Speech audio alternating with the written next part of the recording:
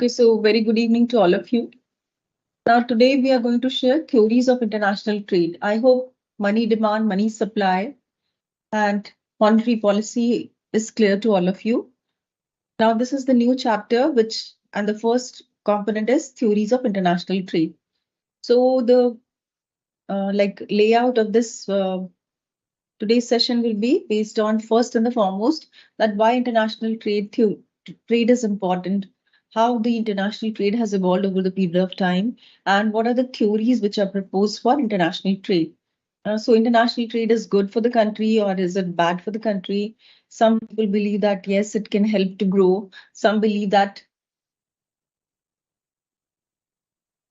Friedman's theory that okay, Himanshu is asking it is a permanent income, present value of all future, not the current income which determines the demand for money. Yes, Friedman's theory, yes, Himanshu, you are right. It is about permanent income.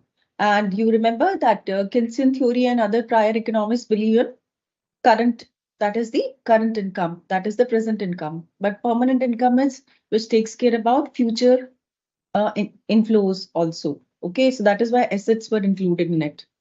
So you are right in those terms. That is the rationale behind the Friedman's statement of quantitative theory, which says that the income spending pattern or the consumption pattern of people or the money demand depends on not only the present income, what you get in hand, but it is also about the future income which you will be getting and the wealth of yours, which is dependent on your assets, maybe equity, debt, other instruments which you have. Okay, so that is about the restatement theory, and this question was also there. Okay, so you have no issues. You can always have access to recording and you can go through it. Okay, so today we are sharing theories of international trade, and this will be the presentation flow. First and the foremost, as I have told you, first we will be sharing what is the significance of international trade. So the context should be very clear to you people that what are the, it seems to be very simple that two countries are trading. That's it. But it is very complex in nature. Why is it complex in nature? Because if you are trading, suppose India is exporting goods to US, then in that case, the dollar exchange rate is the currency. Apart from that, the same company exporting goods to different countries. So they may be exporting to Europe, then in that case, it is about Great Britain pound. If they are exporting to other countries, then respectively Swiss franc or whatever it is about. So different currency transactions are there. At the same time, the exporter may be importing certain raw material and then exporting. So the import country currency may be different than the export country. And that is why there are challenges of multiple currency transactions. So this can be one challenge for international trade. But basically, it is believed that international trade makes country better off. Like you see India today. India today is having its own submarine. We are manufacturing our own submarine. We have a better defense equipment systems in country because we have entered in defense alliance with US. We can go for making our own aircraft. So this is the thing which you see change. Today we see Apple is manufacturing in India.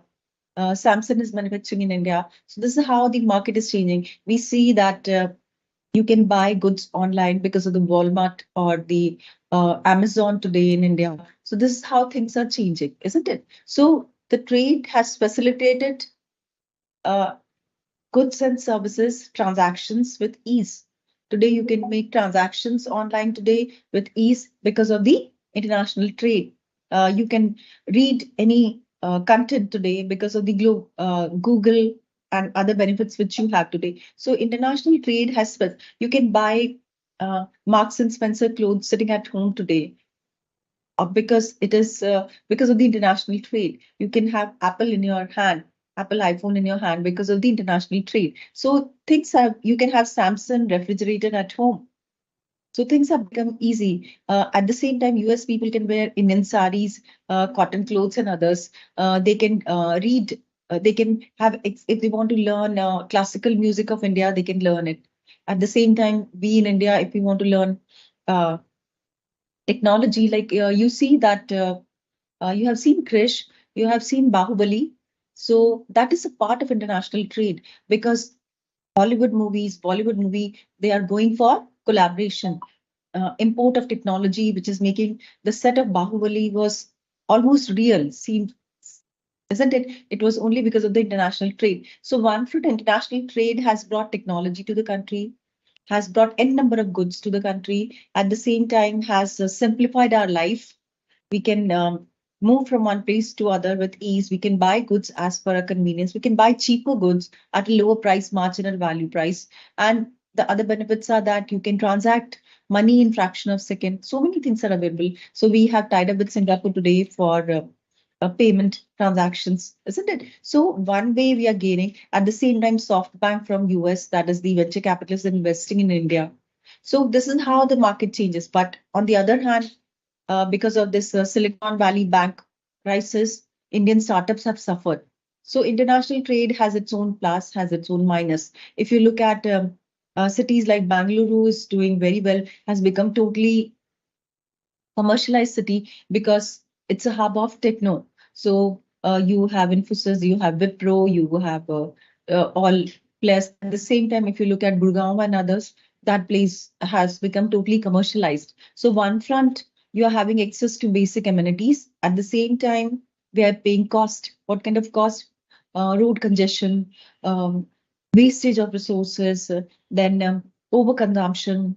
Then problem is in terms of poor people are becoming further poor, rich are becoming richer. At the same time, there are certain regions which are highly developed and certain regions are lacking behind. So regional inequality is also increasing. On the other front, if you see, some people are those who are techno savvy, they are gaining because it's a world of AI, technology, and others. So one front, people are gaining because they have that skill. Other front, those who lack that skill or the small players in the market are suffering. So what I mean to say, trade has its own plus, international trade has its own plus and minus, and at the same time, there are challenges also. So you can have spillover impact, you can gain also both ways. You have studied externalities, no? So it can have a positive externality, it can also have a negative externality in terms of international trade. And I tell you, if you go through guidelines of your board of studies, you will find that they have said n number of times that it's not about when we are sharing about international trade theory. So you cannot connect with concepts which you have studied in your prior chapters. So you can connect with externalities also. Externalities can be in terms of spillover impact, which can be positive, it can be negative also. So because of technology, because of Google, because of Zoom today, so many factors, it is having positive externalities because of Uber and so many other factors. So you have the positive externalities also, and you can have negative externalities. If you frame your answer in such a manner, you can score better marks because examiner will be happy to see that this child is able to connect, is not writing answers in silos, but connecting all the concepts of what has been shared in this particular paper. Okay, so international trade may be good for the country, may be bad for the country. For some countries like China, it was highly beneficial. For US, it was not so beneficial over the period of time. Reason being, you remember Trump, when Trump was there, he said it is leading to loss of job for US people. And even Obama said that US people should learn maths and science because Indians excel in maths and science, and majority of jobs are taken care by Indians and Asian people. So Americans are not that good in maths and science, and that is why they were losing. So that's what Obama said. So that's the minus of trade. That can be the plus of trade. Okay. So this is what we are going to share first and foremost. Why international trade? What is the plus of it? What is the minus of it? And then we will switch over to WTO regulates international trade. See, Darshan, WTO regulates, we won't say WTO regulates, it facilitates, okay, international trade. But sometimes it happens that the country is not so competent and they have their own like protectionism policies, or they may go for protectionism because the other country is going for restricting their products. So it can be something more of political rather than economical or like beneficial for the countries. This becomes very complicated. Okay, so what can be the problem? Legal system can be different between two countries. So You study accounts, you know today that we talk about IFRS today is implemented across. So international financial reporting system, why they are adopting today? Because it becomes easy, for financial transactions between the countries. Your books can be standardized, so it becomes easy. Same thing is about legal. So if a company, it is said in Indian context that it's very easy to enter in India, but it's very difficult to exit from India. Companies, those who want to start their business in India, it's very easy, but when it comes to exit, it's very difficult. So legal system in India is very complicated. If some player lands up in court, for example, property norms are altogether different. So property laws are different. So this becomes land laws are different, labor laws are different. Industry norms are different. So legal factors also create problem in terms of international ease of international trade. So these are certain challenges which companies or the countries have to go through when they enter into international trade. Currency volatility may be there, currency acceptance may not be there, or the your currency may be quite weak as compared to the currency in the country. Which, for example, we say today that after this Brexit, if you know about Brexit, so uh, Brexit is about Britain has exited from the European country zone. And that is why prior what used to happen when anybody from India used to go for entering into Europe, whether you go to London, whether you go to any part of Europe, the taxation norms were same, entry was one and the same. You need not go for different licensing norms. But now since Brexit has happened, so somebody wants to enter to uh, London, then in that case, Britain, the norms will be different as compared to any other country in the Europe, any other European country. And that is why you saw that when this Brexit happened at that time, this uh, Britain had come out with many relaxation and norms because they wanted to make ease of trade, or they wanted to open their economy to trade. Okay, so yeah, so for example, Varsha, we see that today India has entered with UAE also in terms of oil transactions in rupee, INR, and rather than dirham. And similarly for Russia also, we have entered into INR. So to mitigate the risk of currency transactions, and that is why, because world over countries are believing that yes, India is doing well, and that's why rupee they are accepting rather than going for their home currency. So this is how we are taking care about multiple currency transaction problems, solving to some extent, depending upon how your country is performing. Then heterogeneity of customers. Customers vary. For example, you see that Indians have altogether different taste for coffee as compared to US people. So the country transacting Starbucks having presence in India, they had to have coffee with more sugar content as compared to in US, isn't it? And when you go to Starbucks coffee outlet in India, you will see that it has been made like that, that people can go for looking at their name and smiley and other things because we enjoy that kind of association with the products. So customers also vary, and respectively, their preference also vary. So if McDonald's has to serve burger in India, it has to serve with aloo tikki also. But if they have to serve in China, it has to have a component of beef in it, isn't it? So customer vary and international culture varies, and that is why international trade becomes a little bit complicated in that case. These are the challenges companies have to go through it. Then legal system I've already shared. So Vodafone transfer pricing case was there. That was a legal challenge, taxation challenges companies have to go through it. Then uh, this fellow company Amazon also had a like problem in terms of legal system because many MSMEs were suffering, and they had gone for this reporting it to CCI, Competition Commission of India, that MSMEs and other were like not they were making lobby to safeguard their interest, and MSMEs were suffering. So government came with the rule. Then we have data privacy rule also. BBC was taken all right uh, by CBI because of this. So legal system can also be challenged for international trade. Trade is not only for goods, it can be for services also. You have Netflix today in India. You have different insurance companies, agents today in India. intermediaries in India. So this is how it becomes difficult. Okay. What are the effects of Indian rupee as a legal note in other country? How it will affect? See, Neeraj, it depends on if you look at major countries, which is the base currency, major countries transact in dollars only. So Indian rupee, can we use this type of information? Definitely you can write. You write in bullets so that the examiner will come to know and write examples and try to highlight those examples. So examiner will come to know about that.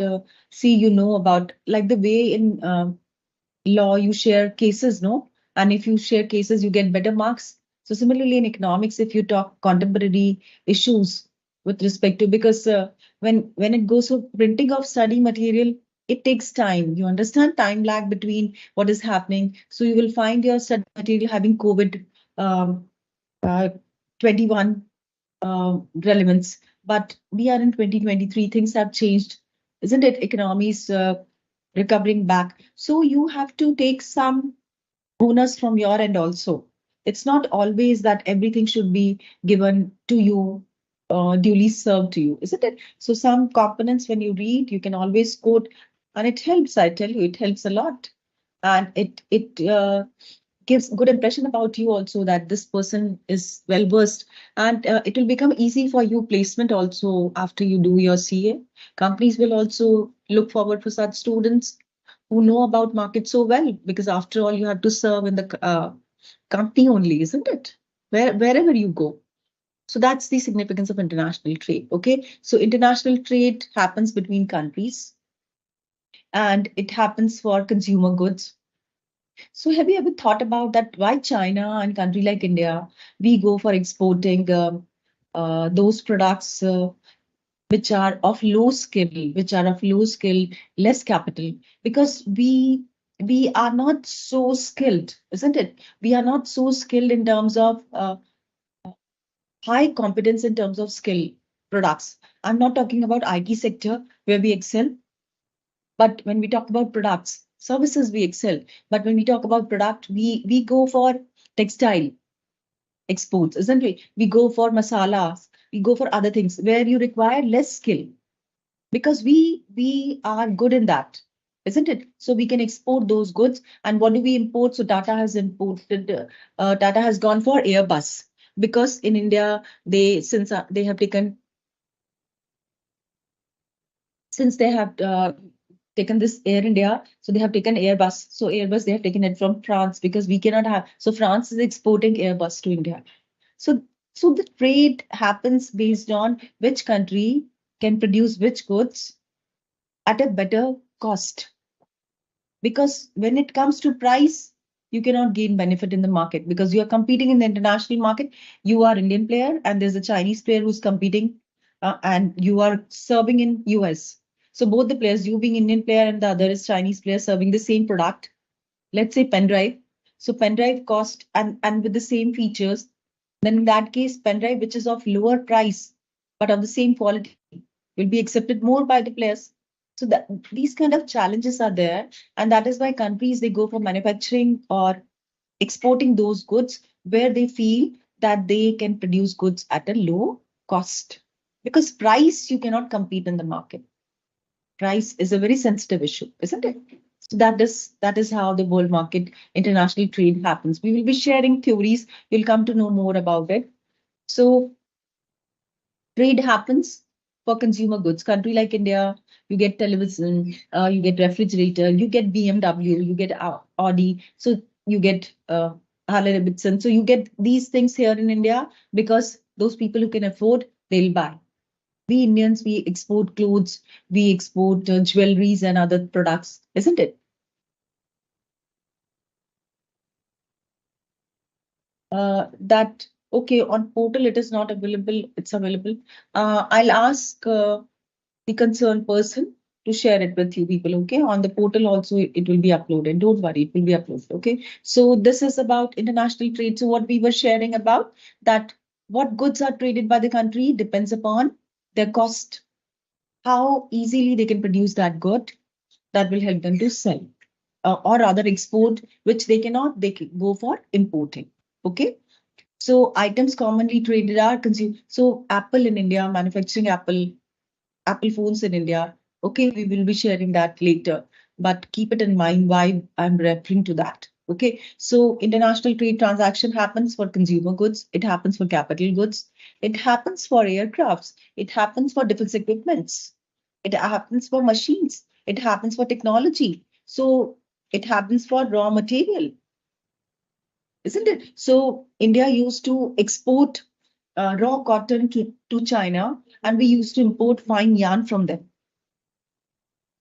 And then we used to make clothes. And then those clothes were exported to international market. So this is how it works. So iPhone, all basic components were manufactured, but were taken outsourced to who? To China. And then Apple used to assemble it and sell it in the market. Because in China, the cost of production was less. So I mean to say trade can happen at any level, not only for the complete product. It can be for the specific component of the product also. Okay. So, and for transactions, you need to make payments also when you go for product. So so the exporter will get in dollars or INR, an importer also has to pay. So then banks comes in picture because you have to transact to banks. So then international, so trade happens between banks also, international financial, because they go for making payments and they go for bill of exchange and others transactions also. Okay, so all the players are involved in international trade. You cannot say that it is only, and even domestic players are involved because if I'm producing in the domestic market, I'm importing. So I'm manufacturing something of steel product. Okay. So then in that case, those small players were importing steel from China to manufacture their goods. So this is how the import and export can happen not only for the full-fledged product, it can happen at any stage of the production process. Okay, so that's the international trade transactions which have changed over the period of time, and there's importance of international. So you can make payments through Google Pay. So what is it? It is international trade only. We are allowed to go for. So Facebook has has tied up with Geo, so they are working together for this Geo app transactions where you can make those kirana walas and others can make payments through that. So this is how. So international financial transactions are also part of, because the retail transactions which are happening.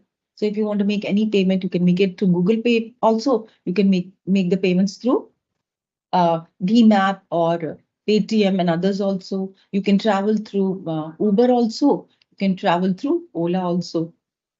You can buy from Amazon also. You can buy from Flipkart also. So this is how the economy is transforming with international trade today. Okay. So what are the benefits of international trade? You get less expensive goods, or I would say value of products you get. You get better quality goods. You get variation you get huge variety of products at the same time. So consumers have many options today, okay, because of international trade. And at the same time, since new many companies are coming to India, it has created n number of jobs. M number of jobs has created income for people. Income for people at the same time they can afford better quality goods. At the same time, you see today, middle income group people have best of the products today, which was prior a luxury. How come middle income group people today have best of the products today? Because you get you have foreign players in the market who have bested the technology. They can produce these goods at a low price with a better technology features, and people can buy. So people prior used to have very expensive Godrej refrigerator, but now today you get uh, refrigerators at a very low price. Same as with your washing machine and others. Uh,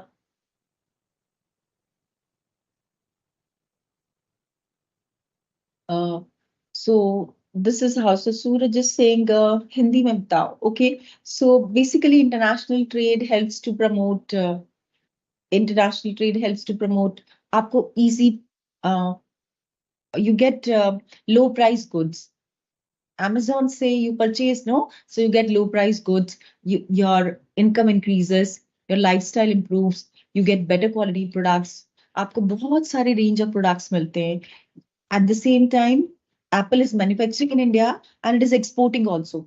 So once Apple goes for exporting, they'll get we'll get dollars, isn't it? So we get dollars also. Indian companies are exporting in international market, so we get foreign exchange. So dollar also we get. At the same time, if we have more dollar, foreign companies will help us to get more forex reserves, and we have shared high-powered money. You remember? So what is the uh, underlying factor for high-powered money? It is foreign exchange reserves and gold. So your currency becomes more strong. Your currency becomes more strong means if you have to pay some loan amount, then in that case, आपका loan amount कम हो जाएगा. So that will be beneficial. You will gain consumer surplus. Consumer surplus is what?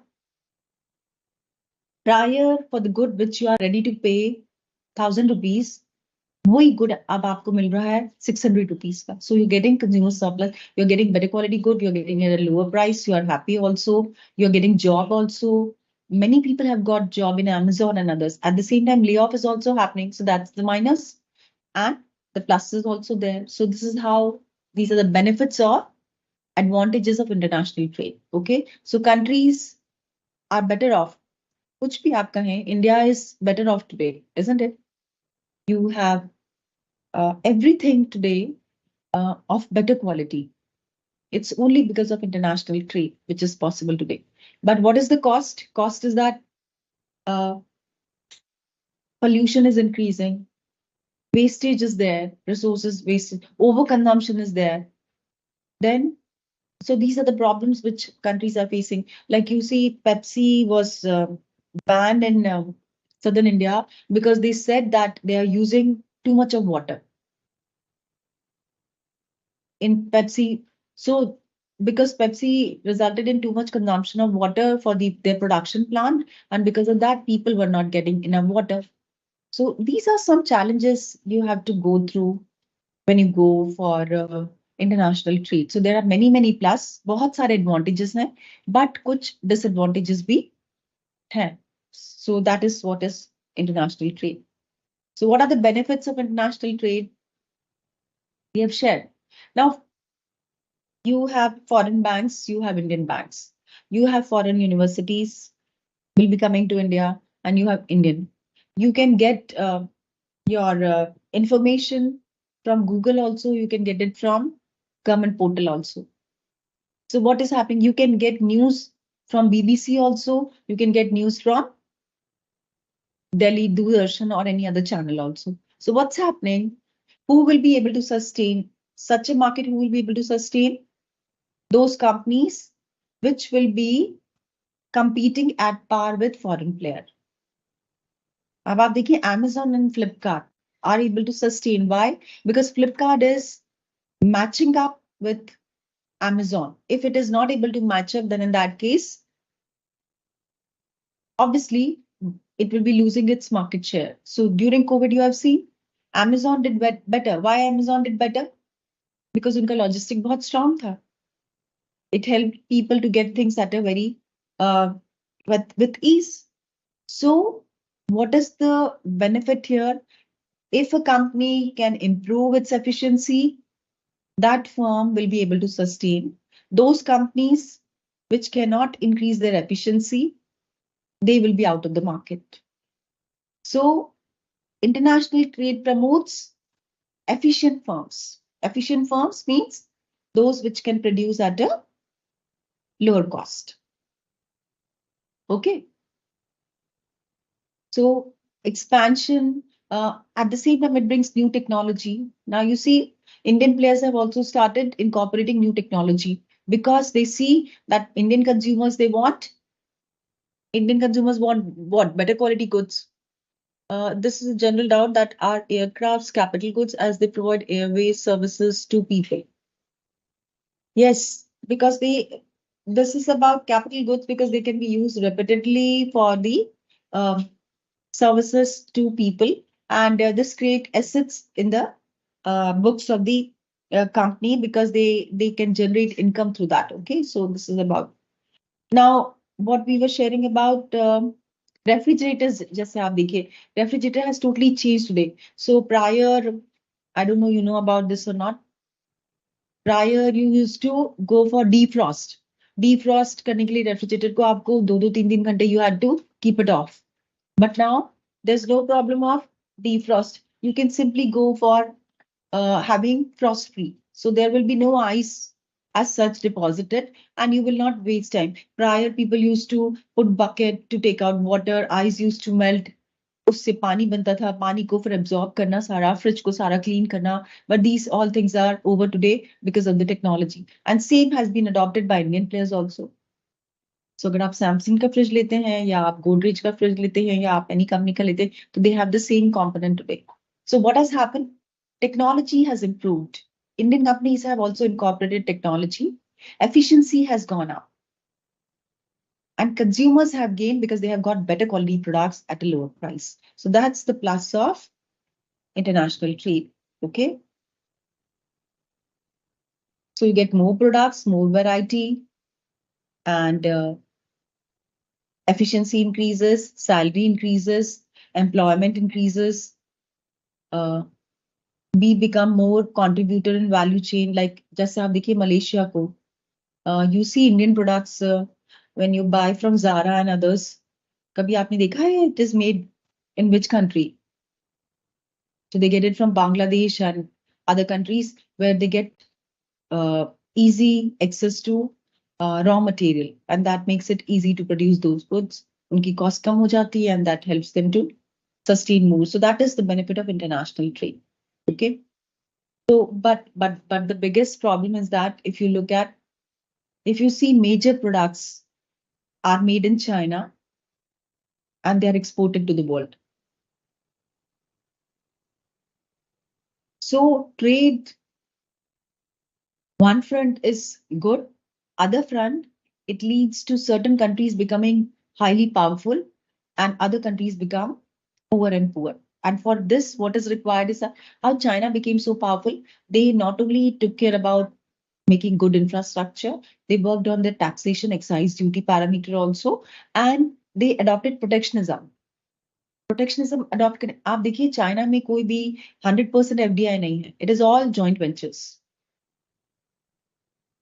And that helped them. So what China adopted, China said, you foreign players, you come, you bring technology, you bring capital, and people will be asked. So they adopted technology, they gained through the capital, and they became competent.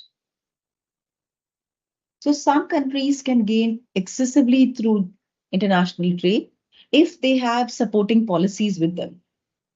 Some countries may lose because they may go for जैसे आप देखिए Sri Lanka why Sri Lanka suffered? It suffered because it relied on only few parameters. Tourism, they relied on tourism on the basic things only. And when tourism failed in the international market because of the COVID and others, they lost and they incurred huge debt obligations. So that is the impact of trade, okay?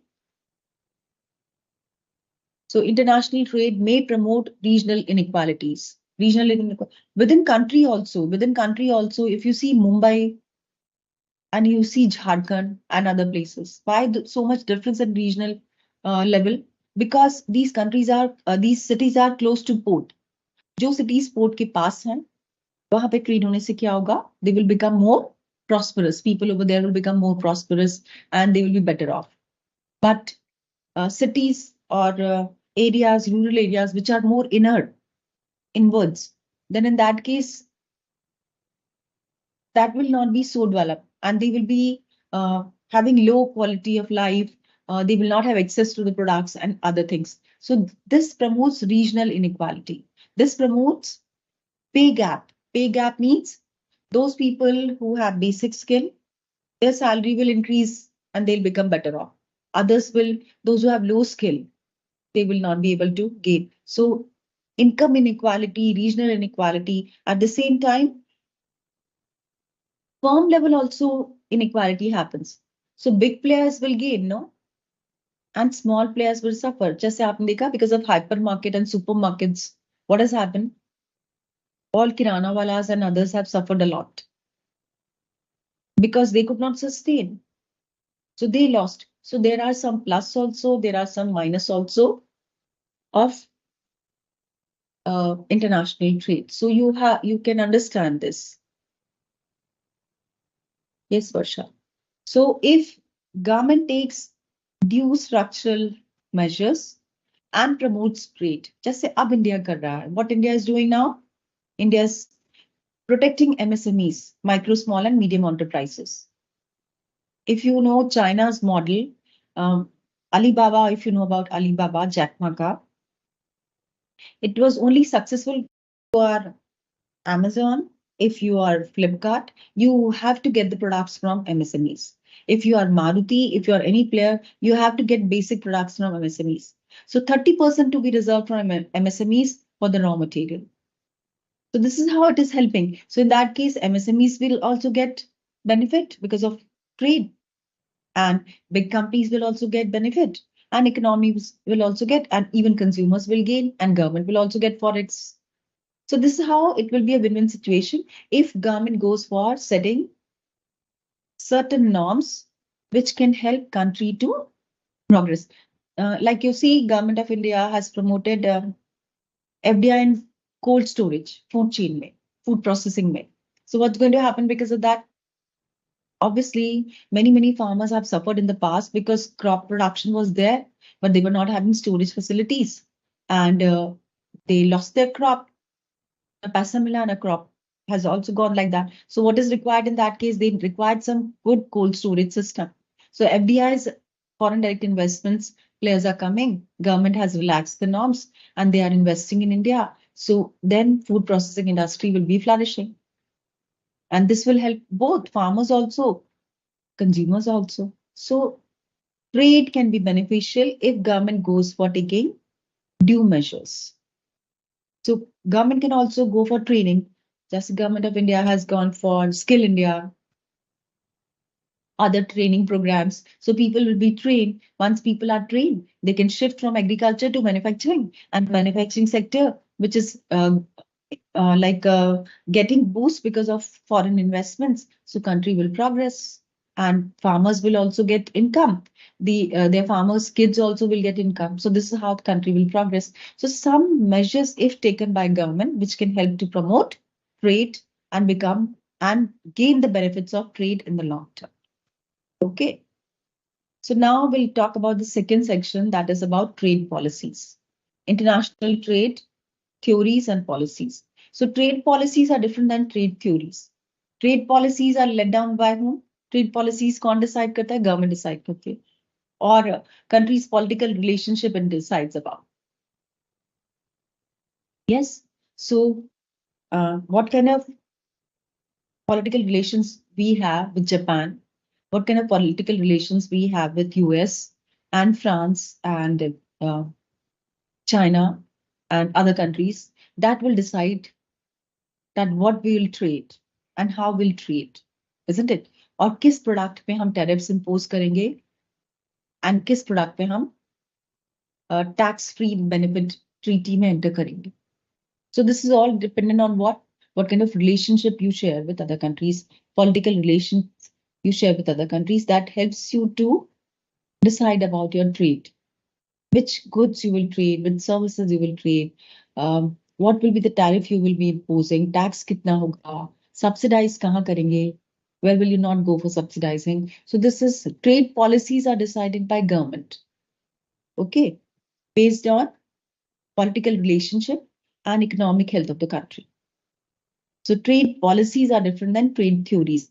Trade theories are proposed by different economists and which talks about that trade hota kyun hai? Why countries go for entering into trade?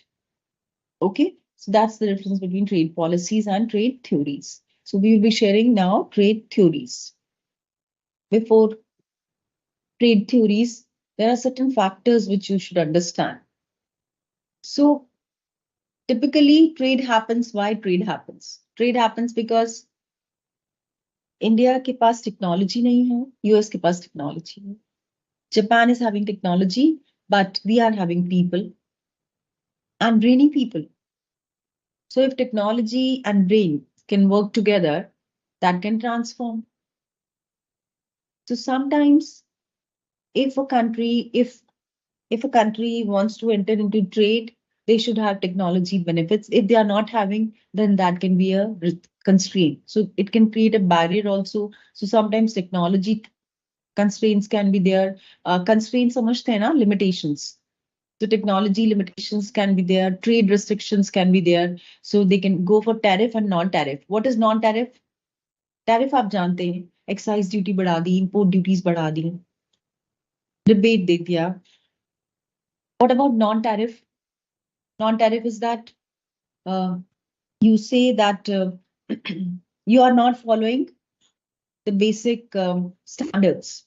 So your product is not as per the basic standard norms. It is a low quality product. It is not meeting up to our standards. You are violating human rights. You are not taking care about the raw material which you are using is not matching up to the standards, and it is emitting whole lot of pollution. So you can fix n number of non-tariff barriers to restrict the other player. Okay, so trade. Some countries go for restricting trade. How do they restrict trade? By technological transfer limitations or through trade barriers. Okay. So now we are sharing trade theories. Now, if you know about Adam Smith is known as father of economics because he brought revolution in the field of economics. And Keynes is known as father of macroeconomics because he introduced the concept of demand, which you might have read in the prior chapters. Okay, so today we are sharing the first theory that was introduced by Adam Smith, and this theory is absolute cost advantage theory. Absolute cost advantage theory, it is about uh, two or three important things which you have to remember. Number one, that let's say there are two countries. So let's say India and US. Okay, so India can produce cotton clothes,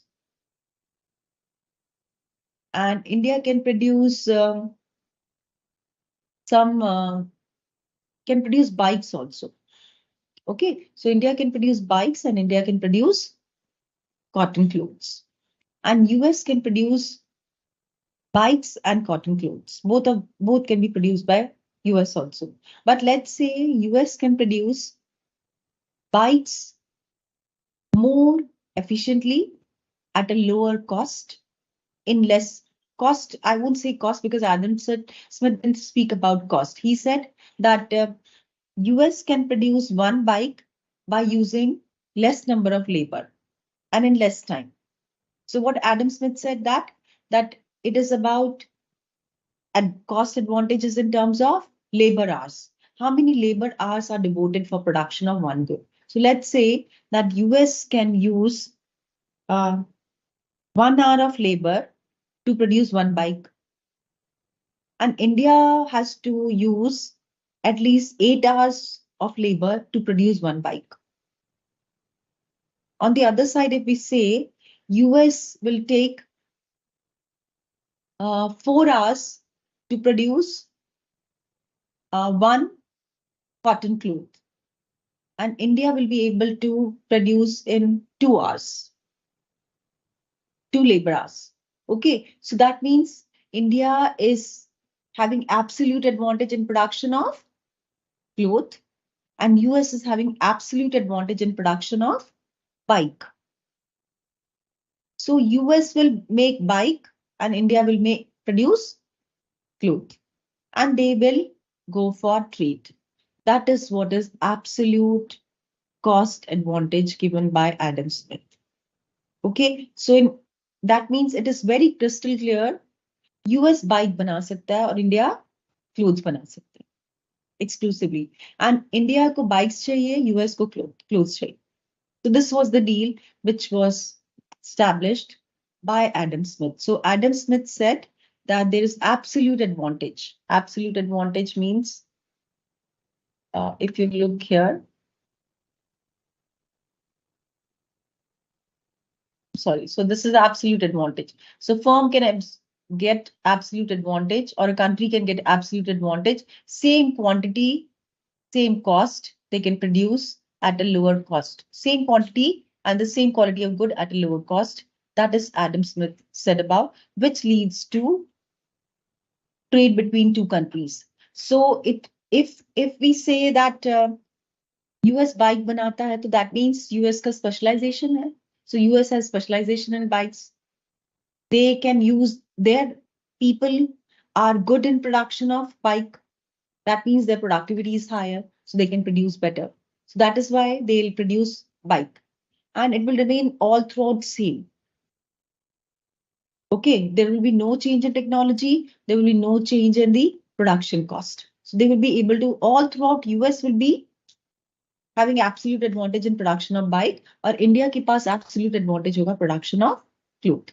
That is what is the theory given by Adam Smith, which is known as absolute cost advantage theory. So it can be applicable to an individual, it can be applicable to company, it can be applicable to country. And this is how, that means what is the relationship here? In 1 hour, how many hours labor have to be used for production of? So it is about input per unit of labor. So that is the absolute advantage theory. If you look at here, this is what you can see here. So what do you see here? This is country A.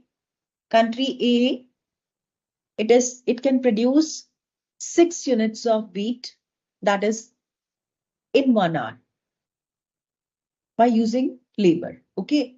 So Adam Smith spoke about what? Only output per hour of labor. So labor was the only factor which Adam Smith took care about. Remember.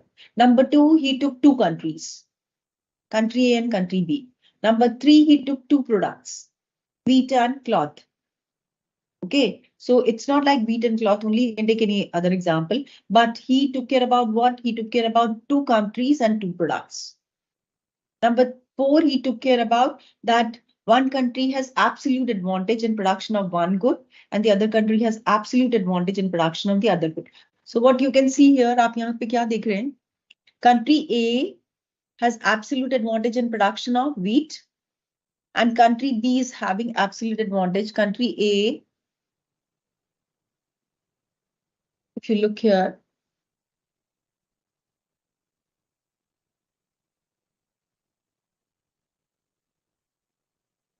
so this country A is having absolute advantage in production of wheat and country B is having absolute advantage in production of cloth. So this is how it, so country A will produce what? Country A will produce wheat and country B will produce cloth. This is, and country B needs wheat and country A needs cloth. As simple as that. This is how the relationship has been established between two countries and two products. Now, आपको लगेगा कि not necessarily, it is not necessary that country B को cloth ही चाहिए और country A को, country A requires cloth and country B requires wheat. So this is the limitation of this theory. Okay, so absolute cost theory is that. Number two, it says all throughout, country A will be able to produce 6 units of wheat per hour of labor. That means it is constant returns to scale. आपने पढ़ा है ना, constant returns to scale. That means it is constant returns to scale. There's no change in production. So this is how, these are some assumptions. Number four, he believed that he has assumed that wheat to be transacted, wheat का export from country A से B में transportation cost नहीं होगी. And same as country B's export from B to A, there will be no transportation cost. So it has been made a very simple kind of a theory where we are simply understanding, but essence of this is that if country A has absolute cost advantage, that country will be exporting that good and the other country which has absolute advantage in other good will be exporting the other good. And this is how the trade gets facilitated. So what is happening here? Country A is producing 6 units of wheat and country B is producing 5 units of cloth. अब इसमें trade होगा कैसे? How they are going to trade? How the trade is going to happen? So country B, A will say, I want 6 units of cloth. Okay, country A will say I want 6 units of cloth from you, country B. और मैं आपको उसके लिए दूंगी 6 units of wheat. So country A is giving B 6 units of wheat, and from country B it is buying 6 units of cloth. Okay, now if this is the transaction, who is gaining what? Now you analyze. Country A is giving 6 units of wheat to country B.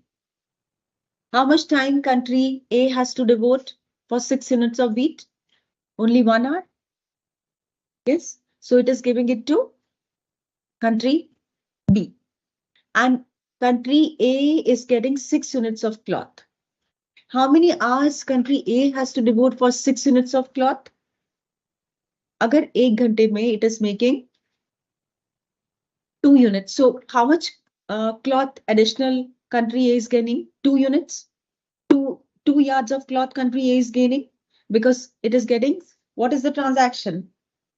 This transaction is 6W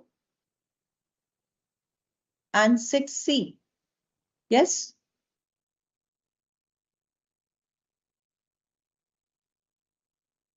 Six W and 6C.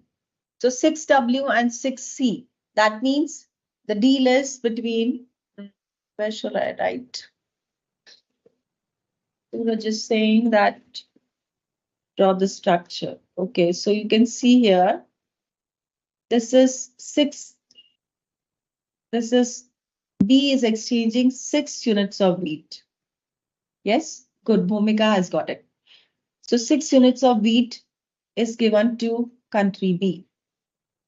6 units of wheat given to country B, and from country B, it has taken 6 units of cloth. So that's the deal, 6 wheat and 6 cloth. Now, otherwise, country A could have produced 4. Isko gain kitna hua? 2 units ka. So 2 units of cloth country A has gained, because rather than producing 4 units, now it is getting 6 units. So 2 units ka isko gain hua, 2 yards ka gain hua. How much time it would have devoted for 2 yards? Half an hour? Half an hour, no? क्योंकि 1 घंटा में आपने बनाए 4 yards of cloth. So in half an hour, you'll make 2 yards of the cloth. So how much country A has saved? Country A has saved half an hour. Yes? What about country B? Country B has given 6 units of cloth and has got 6 units of wheat. So country B has got 6 units of wheat. How much time country B had to devote for 6 units of wheat? 6 hours. But now if country B goes for devoting 6 hours for this cloth, how many units of cloth it can produce? 6 into 5. Because in 1 hour, it is producing 5. So in 6 hours, it can produce how many? It can produce 6 5s are 30. So it can produce 30 yards. But only it has to give to A how much? It has to give only 6. It has to give 6 yards to A. So how much B is having here? Now B is having 24 yards of cloth. 24 yards of cloth will take how much time for country B? Calculate kar lijiye, 24 hours. 24 yards of cloth, if country B has to manufacture, then how much time? Almost, not exactly, Sanjeet, 5 hours. मेरे ख्याल से 4.8 hours आएगा. So if you divide 24 by 5, that comes to how much? Almost 4.58 hours. So how much country B has gone for gaining here? 4.8 hours का benefit हुआ है country B को, और country A को half an hour. So this is the benefit of absolute cost advantage theory. Is it clear? Suraj, is it clear to you now? Okay, so this is how it works in the case of Adam Smith theory. Adam Smith said about what? It is an absolute cost advantage. It is calculated in the terms of output per hour of labor. केवल labor को consider किया है. How much labor hours to be devoted for the product? Absolutely 4.8 hours. Good. Suraj is happy, so I'm happy. Okay, good. So this is clear to all of you. So this is how this output per hour of labor will work. So you see, it is a win-win situation for both the players. Country A has gone for gaining here, has exchanged 6W to 6C, 6 wheat to 6 yards of cloth. Country A's gain is 2 additional yards because it could manufacture only 4 yards. So that means half an hour gain to country A. Yes, good. Diksha also it is clear. Country B receives how much? Country B receives 6 units of wheat. If it would have devoted to get 6 units, it had to devote 6 hours. So it could have produced 30 yards of cloth. But it had to give only 6 yards of cloth. So it is saving how much? It is saving 24 yards of cloth, and that for it is 4.8 hours, which you have already calculated. So the gain here to B is 4.8 hours. So what is your learning through this? In absolute cost, both have absolute advantage, but gain to B is more than gain to A. So it may not be essential that both the players will gain same. Yes, one may gain more and one may gain less. But what is the limitation of this theory? Limitation is that we are talking only about two products. जरूरी नहीं है कि एक को cloth चाहिए, एक को wheat चाहिए. हो सकता है they need something else. So how the trade is going to happen? Number two, you are saying that there is no transportation cost. हो सकता है the products have to be stored for a specific period of time, but they have not included that. Then they're talking about कि all throughout country A 6 units of wheat produce कर सकता है and country B can produce 5 units of cloth. How is it possible? Technology may change. You may become more through training, through skill, you can become more competent. But the essence of this is अगर country के पास absolute advantage है, that means it will enter into trade. That is why you see Dubai क्या करेगा? Dubai करेगा export oil. Yes? Okay. Darshan is saying unity is strength, ma'am. Okay. Not bad. Okay, so what is your learning? We have shared absolute cost अभी comparative cost की बात नहीं की है. So absolute cost says what? Both the theories, अगर आप comparative भी देखेंगे आगे, which was given by David Ricardo, the concept remains same, but थोड़ा सा difference है. So absolute cost and comparative cost both says what? There is no barriers to trade. Trade में कोई भी restrictions नहीं है. Sayed, you look from your end, beta. I don't think there is any problem in terms of connectivity from my end. Okay, so otherwise you will get recording also. Don't worry if you miss something. So what's happening here? Both the economist David Ricardo, who gave comparative cost theory, and Adam Smith, who gave absolute cost advantage theory. Both theories believe that there are no trade barriers. मतलब कोई country restrict करती नहीं है trade में. And they do not have any shipping costs नहीं है, कोई additional tariffs नहीं है. That is what both of them they believe. But real life में ऐसा तो नहीं होता है. You have shipping cost also is there, isn't it? फिर exports में कुछ trade restrictions भी हो सकते हैं, tariffs भी हो सकते हैं. So this is the limitation of both the theories which we will be sharing, okay? So absolute cost is clear to you. Scale का मैंने आपको बता दिया है. They believe that constant scale होगा इसमें all throughout. That is why country A can produce 6 units of wheat and country B can produce 5 units of cloth. Constant scale पे काम कर रहे हैं, इसीलिए तो वो उतना produce कर रहे हैं. If it would have been increasing scale, then they would have produced more respectively, but they are talking about constant scale. So कोई country progress नहीं कर रहा है, constant scale पे produce कर रहा है, same number of goods per unit cost also remains same. So this is again a limitation. Okay.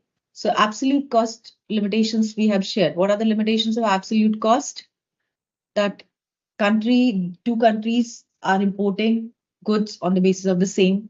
They are efficiently manufacturing the same quantum of good, and there is no tariff involved. There's no storage cost involved. So these are the limitations. Now we are going to share comparative cost. How comparative cost is different than absolute cost? Absolute cost में आपने क्या कहा? दो products हैं. उसमें उनको absolute advantage है दो कंट्रीज को, and that is why they go for exporting, because comparative cost, if you see, this is comparative cost.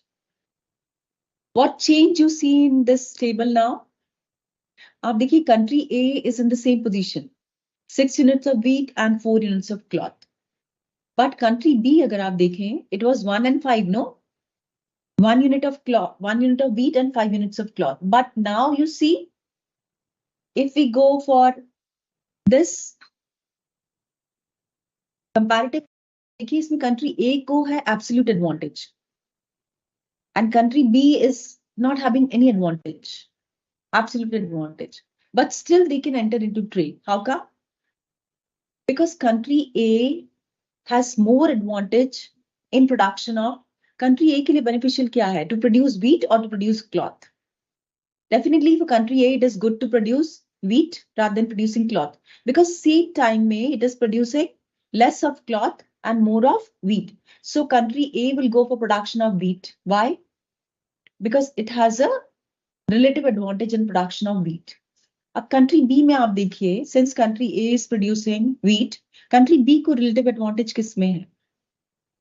Same hours, if devoted by country B, it can produce only 1 unit of wheat, but it can produce 2 units of cloth. So country B has a relative advantage in production of cloth, and country A has absolute advantage in production of wheat. Now transaction will be same, but gain change हो जाएगा. Because country A will be in the same position. Country A, what will country A will be gaining? Half an hour only. Because country A में तो कोई change नहीं हुआ, isn't it? So 6 units, country A will be producing 6 units. And country B will be going for production of 6 units. So the deal remains same. 6W and 6C. But now the gain of country B will reduce. Why country B will reduce? Because country B will be producing how much? For 6 units of cloth, how much hours country B has to devote? Country B has to devote 6 hours. 1 hour, they can produce 2. So how many hours? 3 hours. So it has to devote 3 hours for production of 6 units of cloth. Okay, so 6 units of cloth will be produced for within 3 hours. Prior, it was producing how many? It was producing more, no? So now it will be producing only 12 units. 12 units gain will be there. So if you look at in this case, so what is comparative cost? Comparative cost is not the absolute advantage.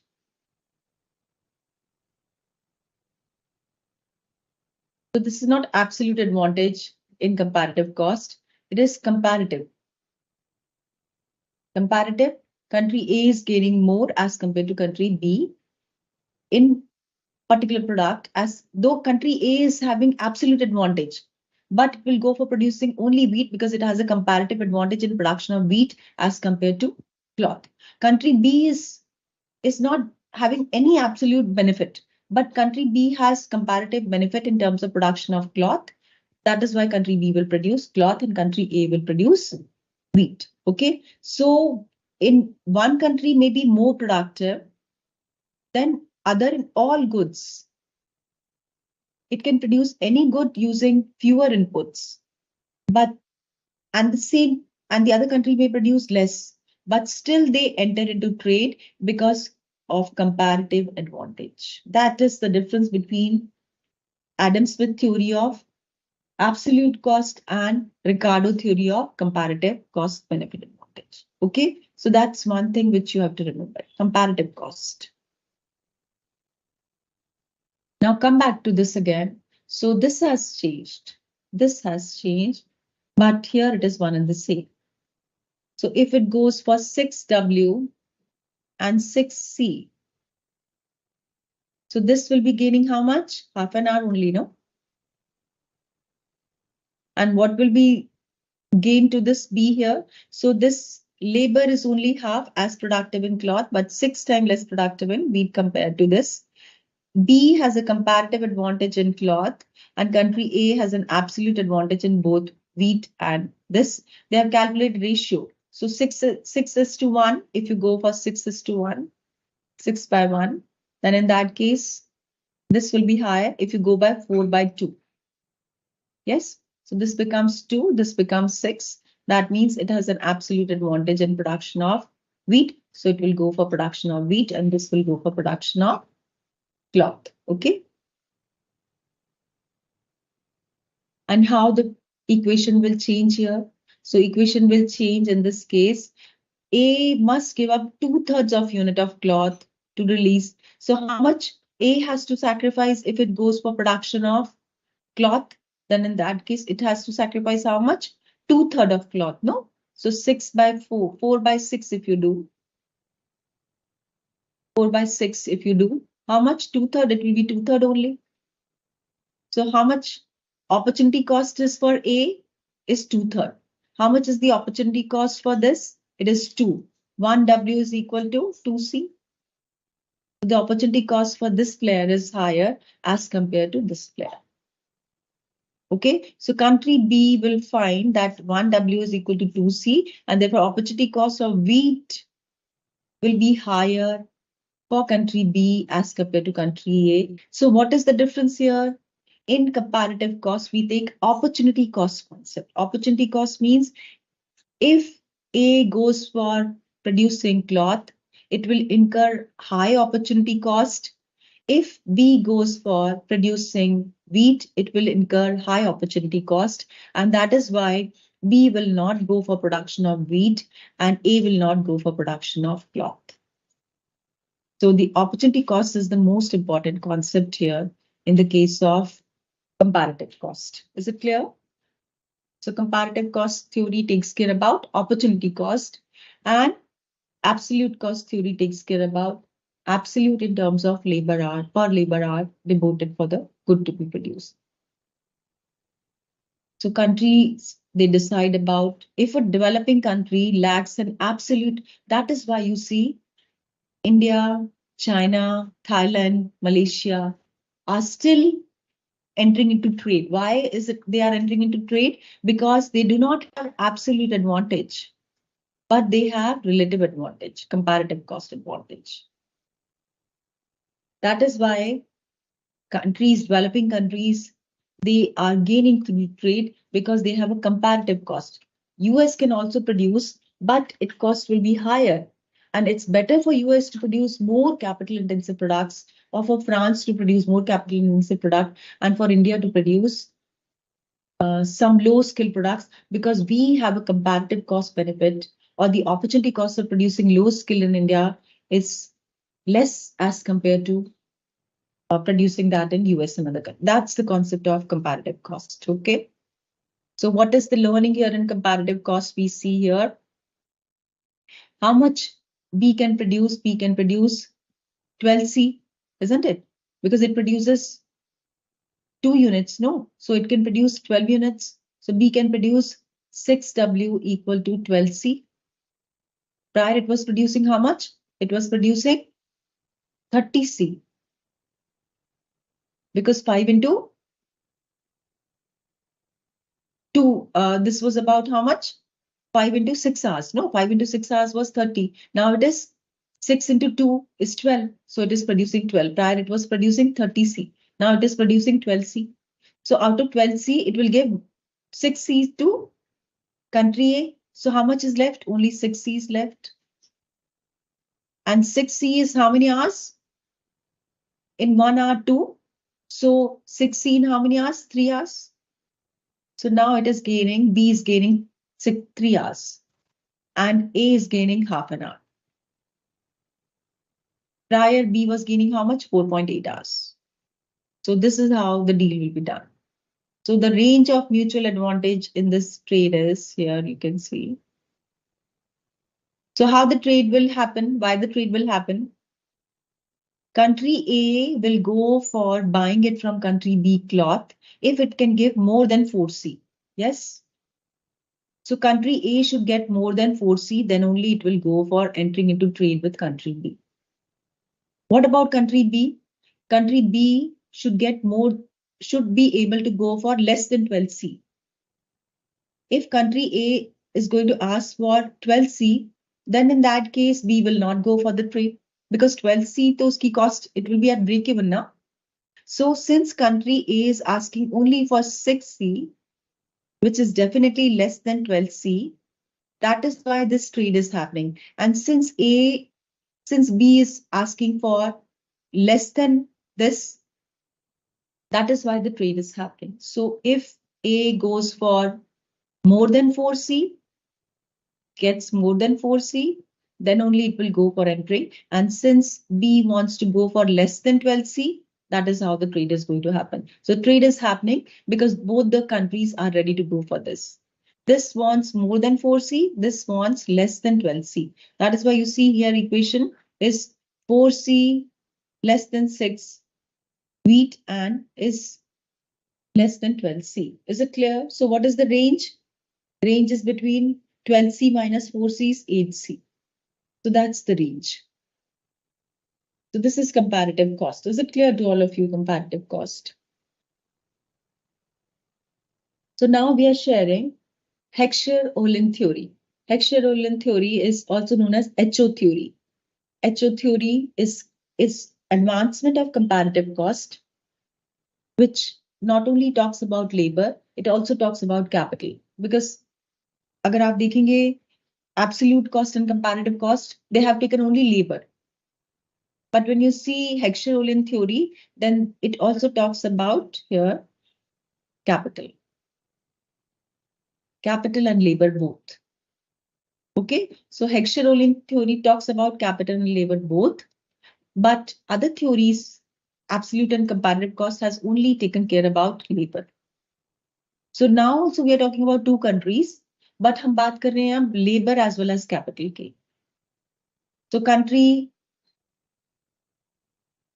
which have capital intensive countries which exports capital intensive products and imports labor intensive products based on that they have labor in plenty or they have capital in like huge quantum. So countries which have more capital, obviously their cost will be less. So they go for exporting capital intensive products, and countries which have more labor, they go for labor intensive products. Okay, that is Heckscher-Ohlin theory. So this Heckscher-Ohlin theory talks about labor as well as capital. That's the difference between the between prior theories which we have shared. So now you understand why China exports clothes, mercantile, sports goods, consumer electronics. Because it requires what? It requires people, those who can work at low wage rate. And you have huge number of people. That's why you can make electronic goods, which you can make at lower cost. Because you can get people working for you at low salary and you have enough number of people and it requires less skill. So that is जैसे आप देखिए Malaysia and other countries are going for exporting clothes and other products because they are labor intensive. And countries like those who are manufacturing Airbus, France, is capital intensive. Japan is technology driven. Technology की इसमें बात नहीं की. They have majorly spoken about capital and labor. Okay, so that is Heckscher-Ohlin theory. So Heckscher-Ohlin theory talks about what? Capital, how much capital. So if you look at small country like Luxembourg, it has less capital. India की comparison में उनके पास capital बहुत कम है. But if you see their capital, because Luxembourg is a small country, so despite having less capital, they have more capital per worker. So they will go for more capital intensive because उनकी country small है और उसमें जो capital है उसके proportionately it is more. But India is huge, and that is why capital per worker in India will be less. And that is why we go for more labor intensive, or Luxembourg बनाएगा capital intensive products, because they have more capital per worker. So if you have more population, obviously it gets dispersed, no? And that is why you see countries which have less number of people, वो countries ज़्यादा capital intensive products में होंगी, and countries which have huge population, they will be more into labor intensive products because of the factor. This is Heckscher-Ohlin theory, which talks about labor and capital endowment. Endowment means how much capital and labor the countries are having. So this is about Heckscher-Ohlin theory. So Heckscher-Ohlin theory uh, explains about production in terms of factors of production, and these factors of production are confined to what? Confined to capital and labor.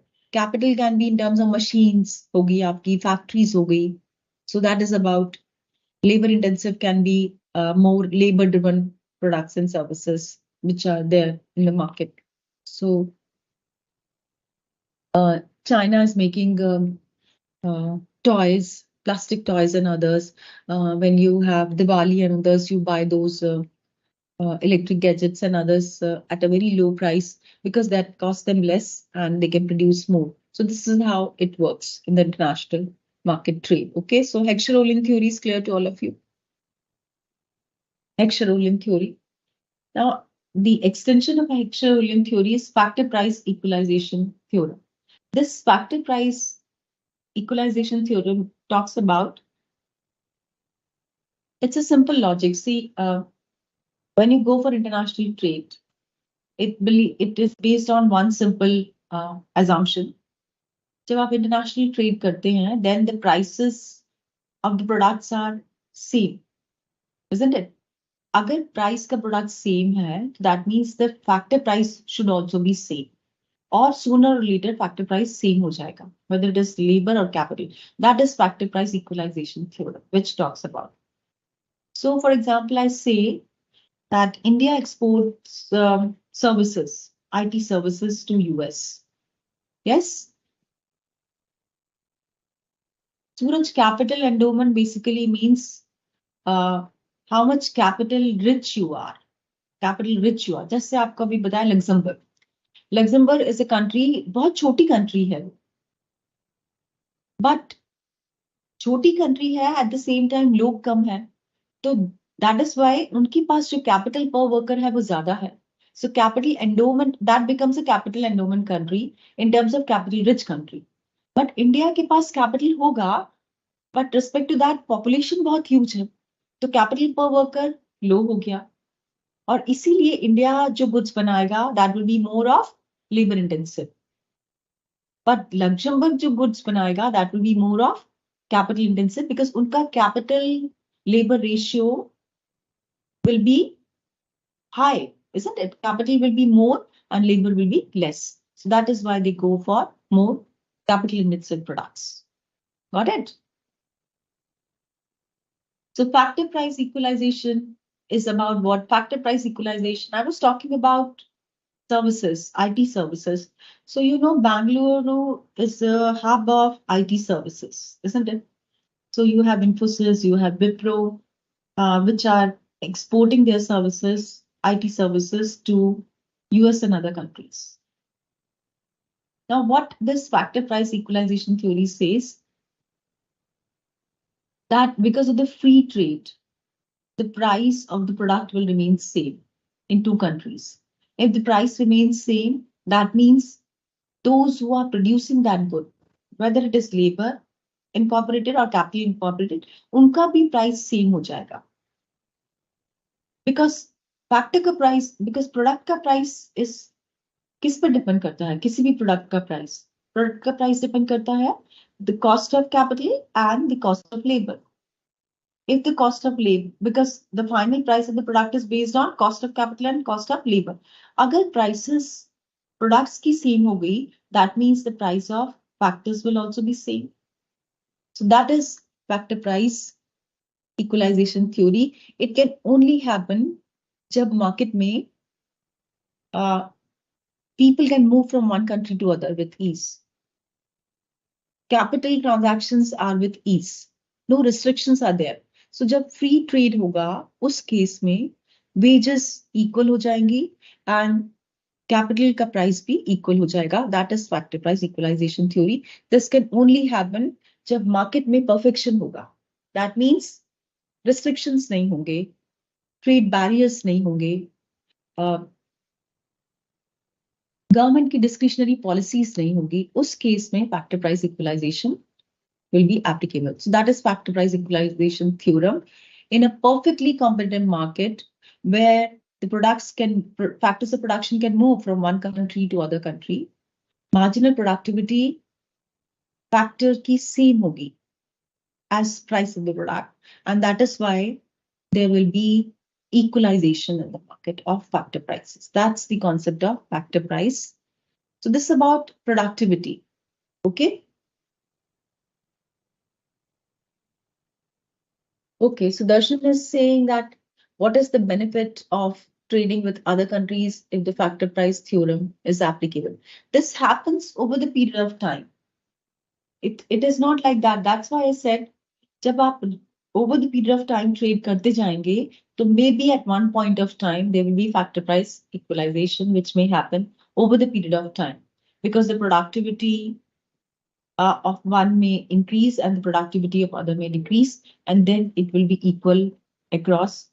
Normally, ऐसा होता नहीं है, Darshan, because what you see is that countries they do not promote free trade. कुछ ना कुछ restrictions तो आप रखते ही हो to preserve your country players, isn't it? And that is why it's very rare. It is next to impossible to go for factor price equalization theorem in the world market as such. Okay.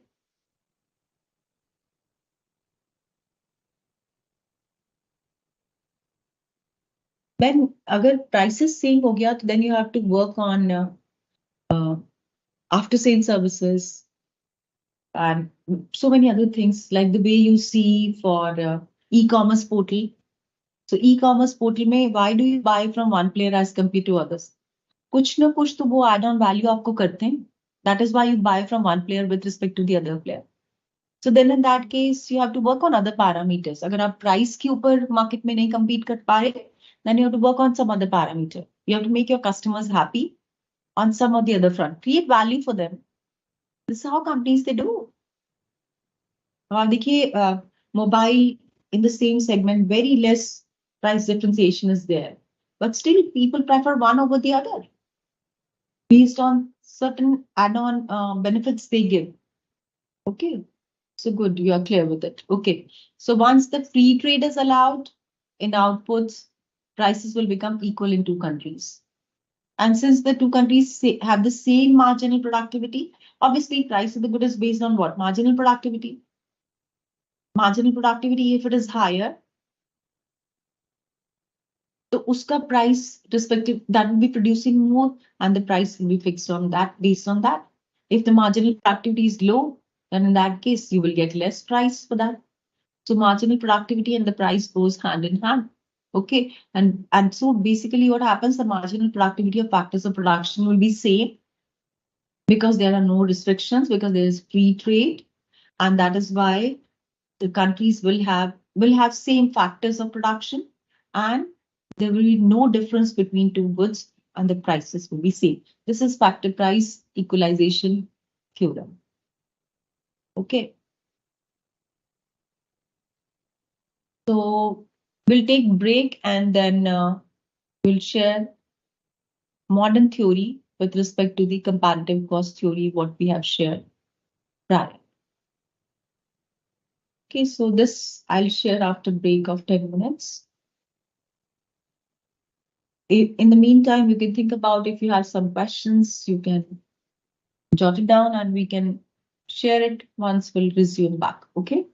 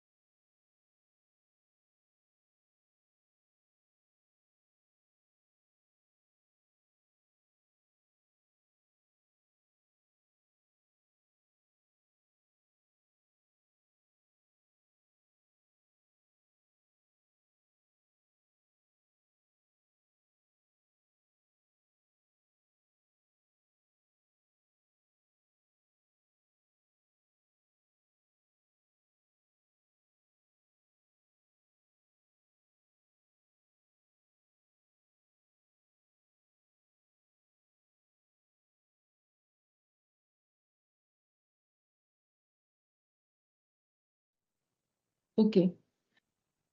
So,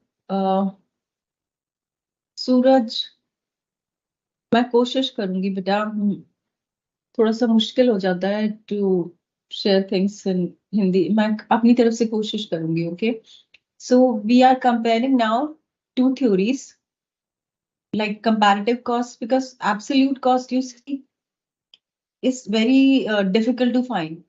दो countries जिनको same products चाहिए और जिनका absolute advantage है, बहुत ही rare possibility है, isn't it?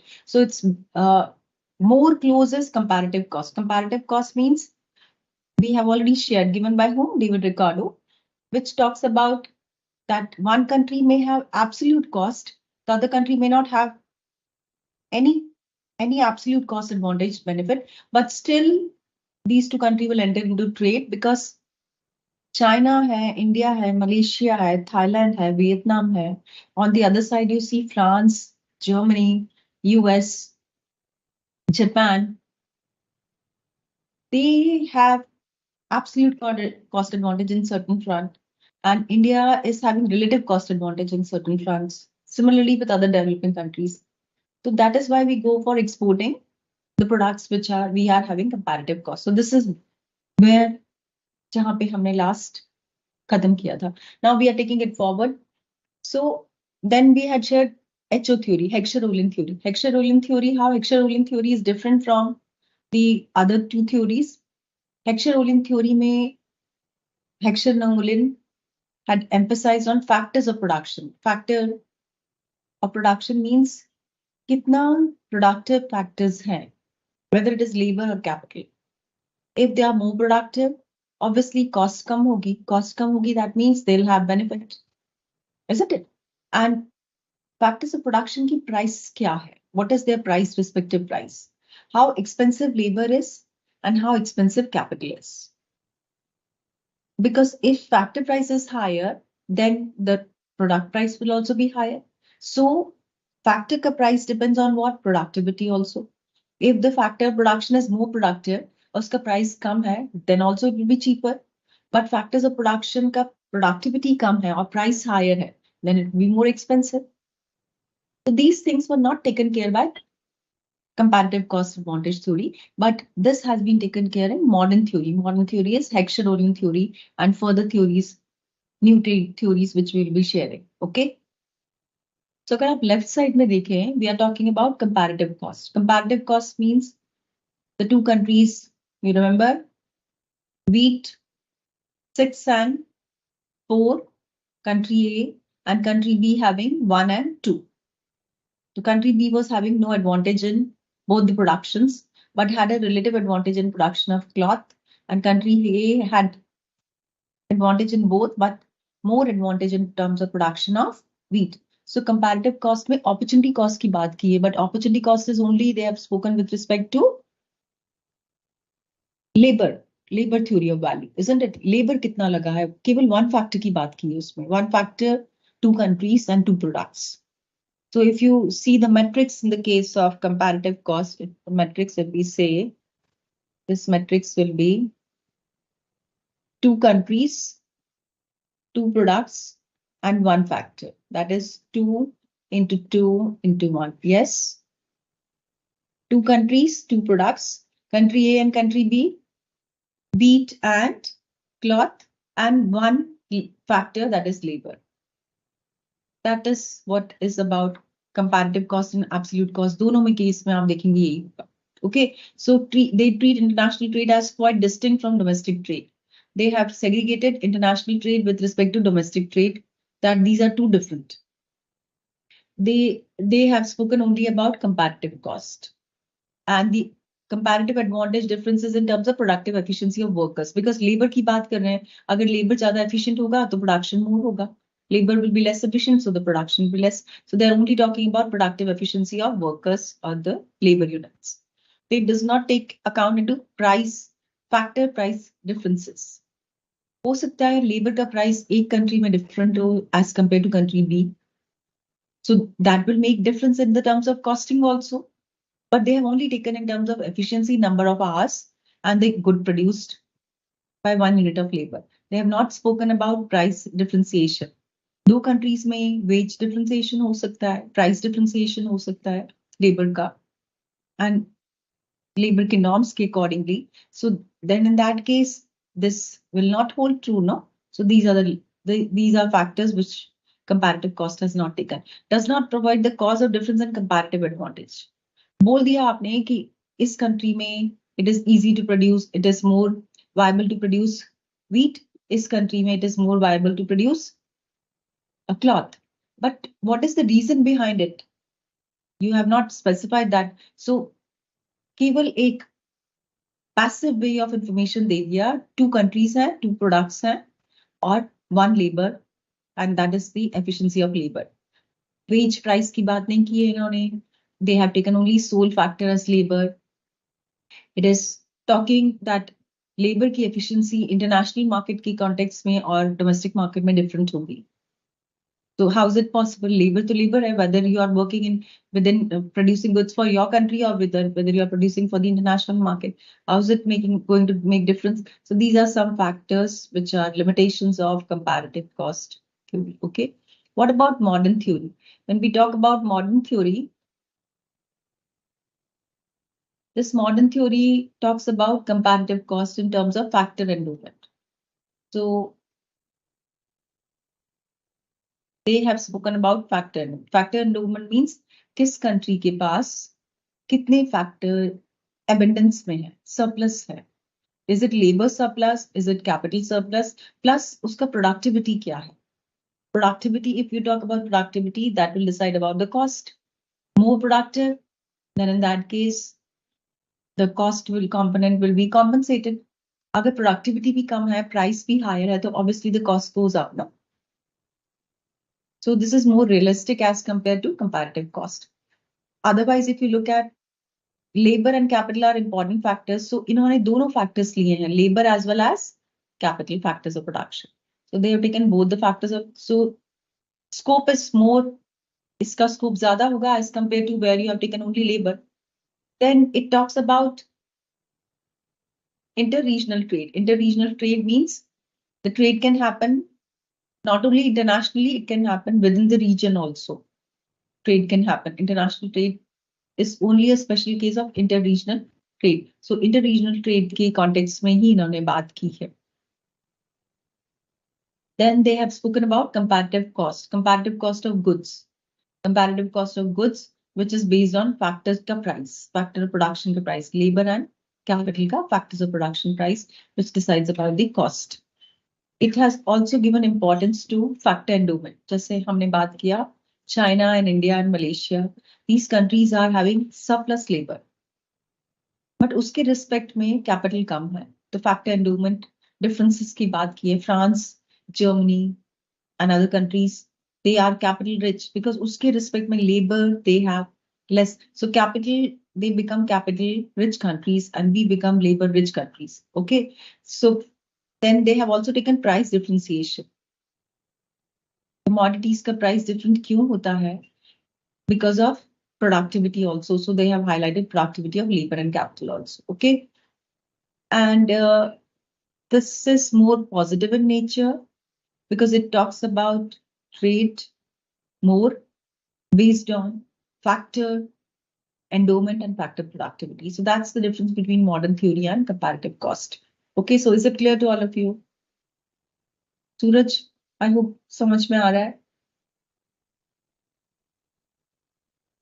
So now we are talking about new trade theory. New trade theory is something very interesting. और आप realize करेंगे this is very close to what you see in the market. Why is it so? Because इसमें केवल factors की बात नहीं कर रहे हैं, कांस्टेंट रिटर्न्स टू स्केल की बात नहीं कर रहे हैं. That means one country if it is capable of producing 6 units of good, वो 6 यूनिट्स प्रोड्यूस करती जाएगी. दूसरी country can produce only 1 unit of good, it can produce only 1 unit of good. It is about returns to scale that can increase. I hope increasing returns to scale concept आपको पता है. You know increasing returns to scale? See, you know this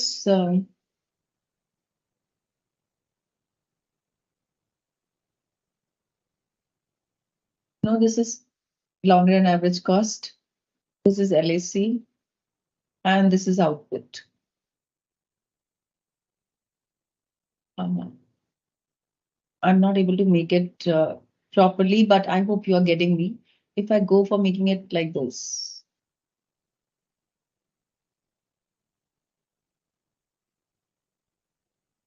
So this is A, this is B. And variables are same, LSC and output. Which country you think that will be able to produce at a lower price? Which country will be able to produce at lower price? 6 point. Bhumika is saying, I'll get back to you, Bhumika, after this. पहले ये share करते हैं, उसके बाद we'll go back to that. So this is LAC. This LAC means long-term average cost curve है. Long-term average cost curve, अगर आप A में देखें, what do you see here? If I go for making it again, इसमें आप देखिए, इसका cost is here. And for how long? For this much only. But if you look at this B curve, you can see here, this cost is less for a longer period of time. That means iska average cost kam hai, B's average cost is less as compared to A's average cost. If cost is less, then in that case, you will keep the price also less. If you keep the price less, then in that case, your exports will increase. Tabhi to China was able to export more in the market because they produce, if they go for specialized products, do they go for making, so if you have seen Reebok ka shoes ka agar aapne base dekha hai, sole is made in China. So they make exclusively, they do not make a complete shoe. They make one product. They specialize in one category. और जब आप scale पे काम करते हैं, when you work on a very large scale, आपकी cost goes down, isn't it? So if your cost reduces, then in that case, what happens?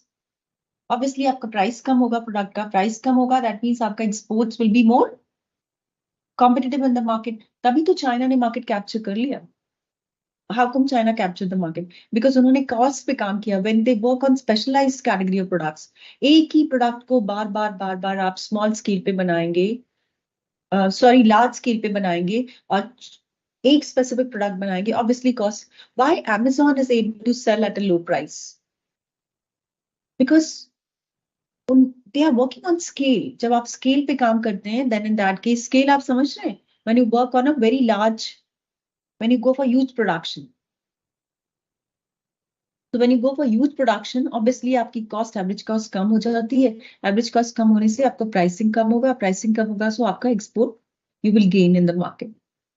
Now I want to ask you in this case, this new trade theory talks about this, that international trade is increasing returns to scale. And there are two common, this question has been asked many times in your paper. Because this is about new trade theory and which is more relevant in today's market, जिससे आप connect कर सकते हो. So Apple's manufacturing unit in India, क्यों किया Apple ने अपना manufacturing unit start India में? Why did they start their manufacturing unit in India? Apple iPhone क्यों बना रहे हैं इंडिया में वो लोग? What made them to think about that we should make Apple in India? And that too of the same quality or the features which they are having in international, और price उसका कम है. Why is it so? Why did they make this? This is related to new trade theory. New trade theory says what? There are two main components. It was given by Krugman, and he said about there are two main components. एक है returns to scale, increasing returns to scale. Increasing returns to scale, जब आप large scale पे production करते हैं, you get n number of benefits. आपकी cost कम हो जाती है because if you take loan, bankers will be giving you loan at a low rate of interest because आप बहुत बड़े player हैं market में. You're a privileged one. And if you want to take raw material, आपको credit पे मिल जाएगा raw material and you will get at a subsidized rate because at a lower price because आप bulk में ले रहे हैं. So everywhere your cost goes up. And if the cost goes down, that gives you benefit in terms of production and capture. The same thing Apple has thought about. Apple क्यों enter किया India में? Because they know कि India में cost of production will be less because government is promoting. उनके पास capital है, उनके पास technology है. They wanted people to work on. And why they wanted to establish in India? Because India में Apple iPhone का demand बढ़ता जा रहा है.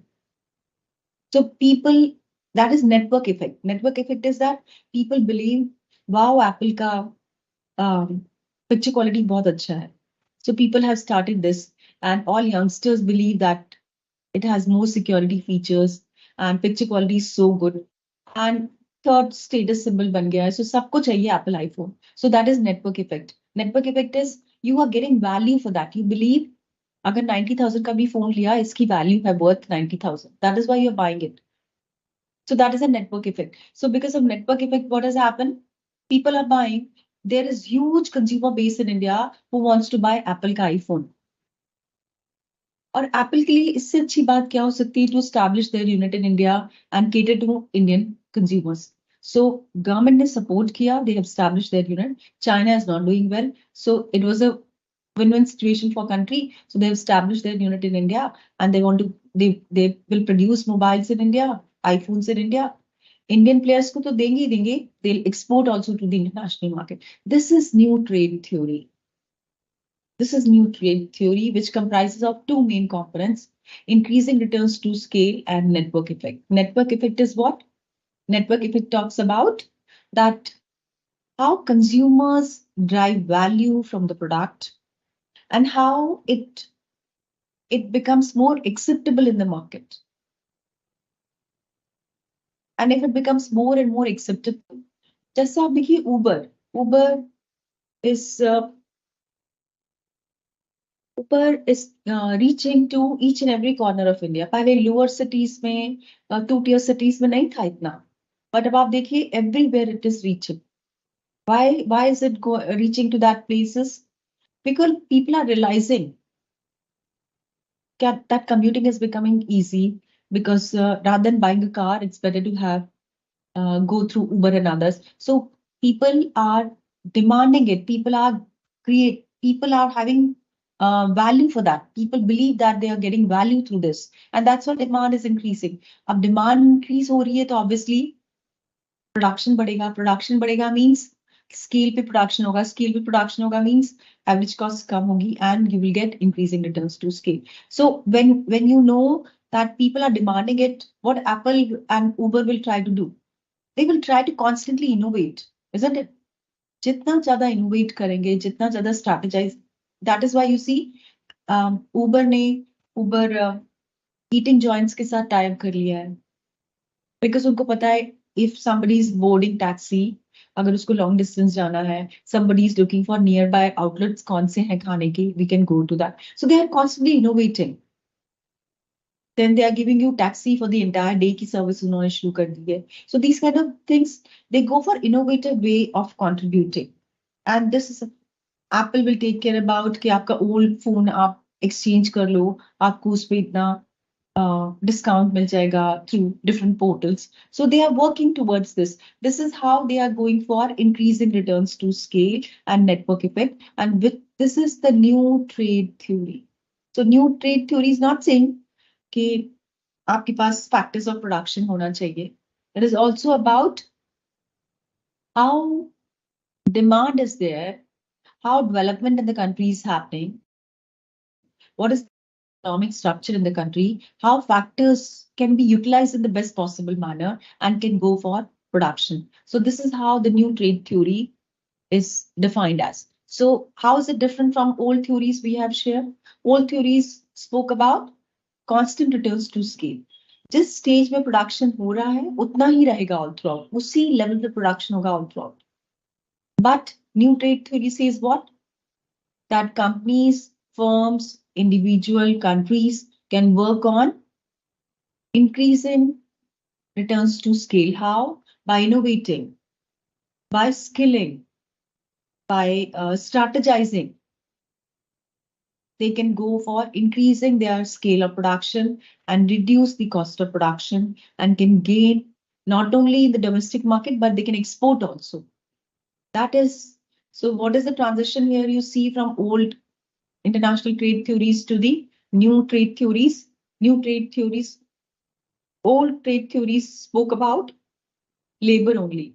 And then we saw transition from labor to Exerolian, which spoke about capital as well as labor. And then we spoke about new trade theory. New trade theory talks about two core parameters, increasing returns to scale and networking. Networking effect. Networking effect is effect which is related to demand. And returns to scale, increasing returns to scale is a factor of supply. So new trade theory takes care about both the components, supply front also and the demand front also. Demand, if if corporate can produce goods at a low cost, but uski demand hi nahi hai, then what is the point? So these two things are working together. One front, companies are working towards reducing their cost of production, average cost of production, by working in innovative way, technological incorporation, and so many other parameters. At the same time, consumers are demanding. And consumers are demanding because they get value through it. So consumers are creating demand and corporate are producing with increasing returns to scale. And that is why consumers are demanding, because they are getting value for the product. एक तो उनको utility मिल रहा है, दूसरा उनको price reasonable मिल रहा है. So they are demanding more. And since the consumers are demanding more, corporate are producing more. And this is how the productivity is going up. And this is the new trade theory, which is different from the other trade theories. So with increasing returns to scale, countries are incentivizing trade. So country will incentivize which kind of trade? जहां पे country को लगता है कि हमारी country में ये particular resources most efficiently use हो सकते हैं, and because of that and at the same time consumers are buying, so they will go for promoting those goods and services. And this is how government also goes for supporting it. Like Bhumika has written, government is encouraging FDI in India. So government is encouraging FDI at all verticals for defense, for your transport, चाहे आप e-vehicles की बात करें, or you talk about research and innovation, you talk about technology incorporation. So everywhere, food processing industry, everywhere government is working towards cold storage, roadways and highways, आपका metro. So government is working towards this, and this is the new trade theory, which is not confined only to के factors आपके पास हैं abundance में, as per Heckscher and Olin. आपके पास constant returns to scale had to produce. It has taken, it is a wider concept which takes care about one front, about supply, and supply का core क्या होता है? Cost, you know. So you can work on cost, you can enjoy increasing returns to scale, and demand का factor क्या होता है? Utility and value.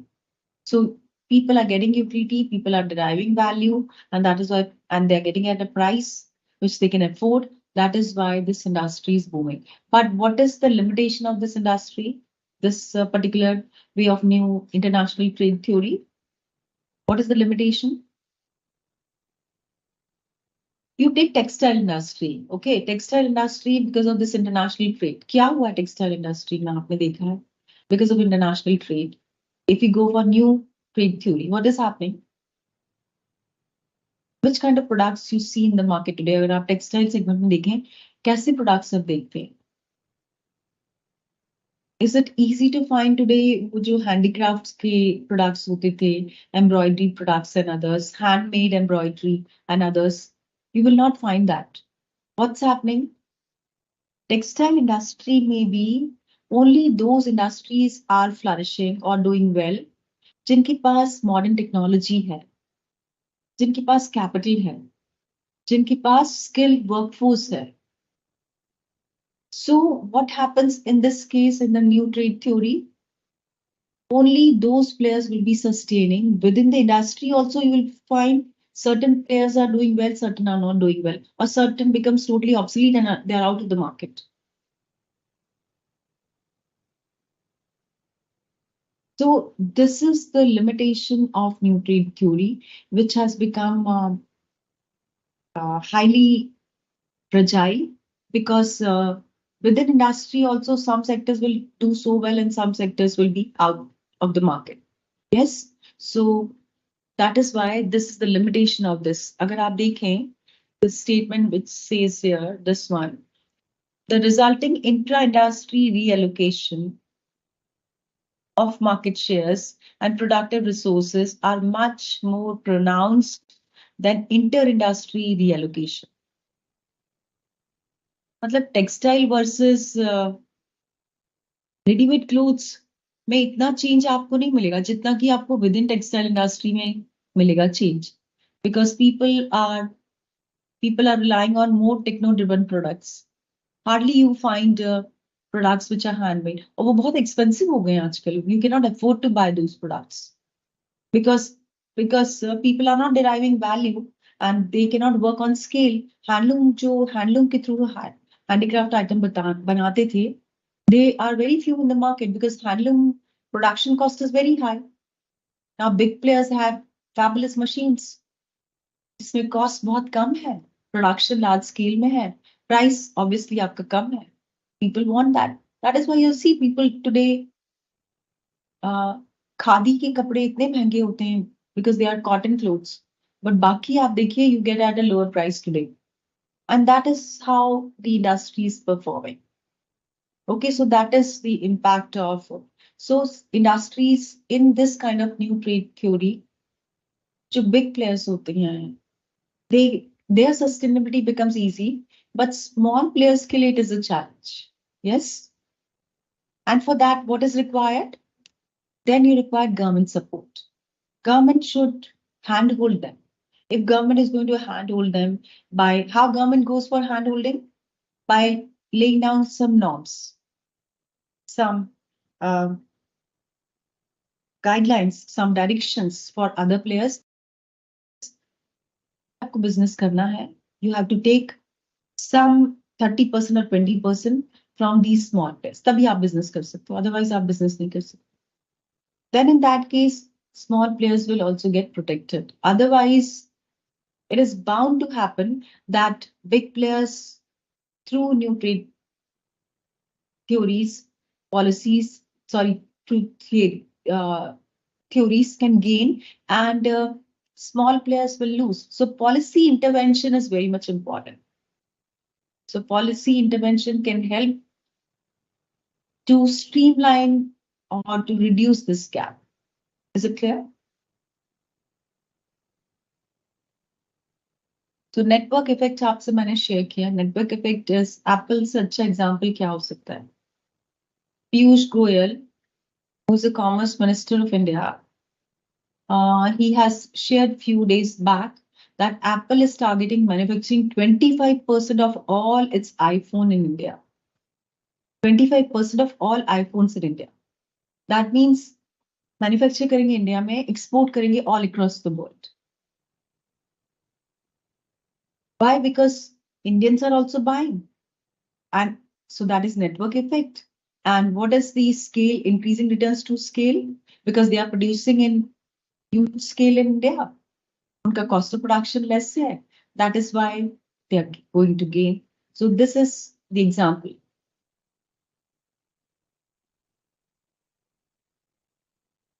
Absolutely, Bhumika. This is not only about who can identify environmental changes, but it's sometimes it is beyond their control also. So in that case, government has to support. Government has to support. Otherwise, it is very, very difficult to go for. आपने देखा for toy industry what happened in India? सारा Indian market Chinese toys से capture हो गया. It was all captured by Chinese toys. So government of India said that it is one front we are losing our basic culture of Indian toys. And secondly, what's happening is that those players who used to make those toys, जो wooden के सुंदर सुंदर toys बनाते थे, then those dolls which were made of cloth and other things. So that was all losing its market share. अब उसमें उनकी क्या गलती बेटा कि they could not analyze market. It's not their fault, no. But since we were moving towards liberalization, since we are promoting trade, so these small players were bound to suffer. So government, what government did? Government, अभी G20 में आप देखिए, government is going for giving gift to people वो wooden के toys and others. So that is how government is promoting. So many wooden handicraft manufacturers have got job. They have started making toys. And government is sensitizing people. See, buy these toys because these are not harmful for your health also, because plastic छोटा बच्चा लेगा तो उसके मुंह में चला जाएगा and it will be very harmful. It has bad effect. But if you have wooden toys, you can play and it has a long life and you can take care of that. Not only wooden toys, Government of India is incentivizing companies which are working on making products through waste. So recycling process also to take care about that. This is how, because plastic was what? Plastic goes into earth crust and it gets deposited and it affects the water table of the country and it may lead to drought and so many other problems. So Government of India is supporting this and this is how it is helping. So what I mean to say that new trade theory is good to some players, but it can have adverse impact on other players. Because जो afford कर सकते हैं उनके लिए तो अच्छा है, but जो नहीं अफोर्ड कर सकते और जो those who do not have enough skill, they will not be able to get job. I'm sorry. So what government has to do in that case, या तो आप उनको ट्रेनिंग दीजिए, vocational training, or you create new job opportunities for them. Then only this new trade theory can be beneficiary for the people. So mobile production is increasing in India at a faster pace because mobile demand is increasing. That is a network effect. And government is creating favorable environment for the players. That is why unka costs become more. And that is why they are enjoying increasing returns to scale. So this is what is the benefit of new trade theory. Okay, so this is what is all from my side. Now there was one question I believe Bhumika had asked. Comparative cost 0.6. I believe you're talking about this this table, yes? So sixth is second last, no? Second last point you're talking about, I believe so.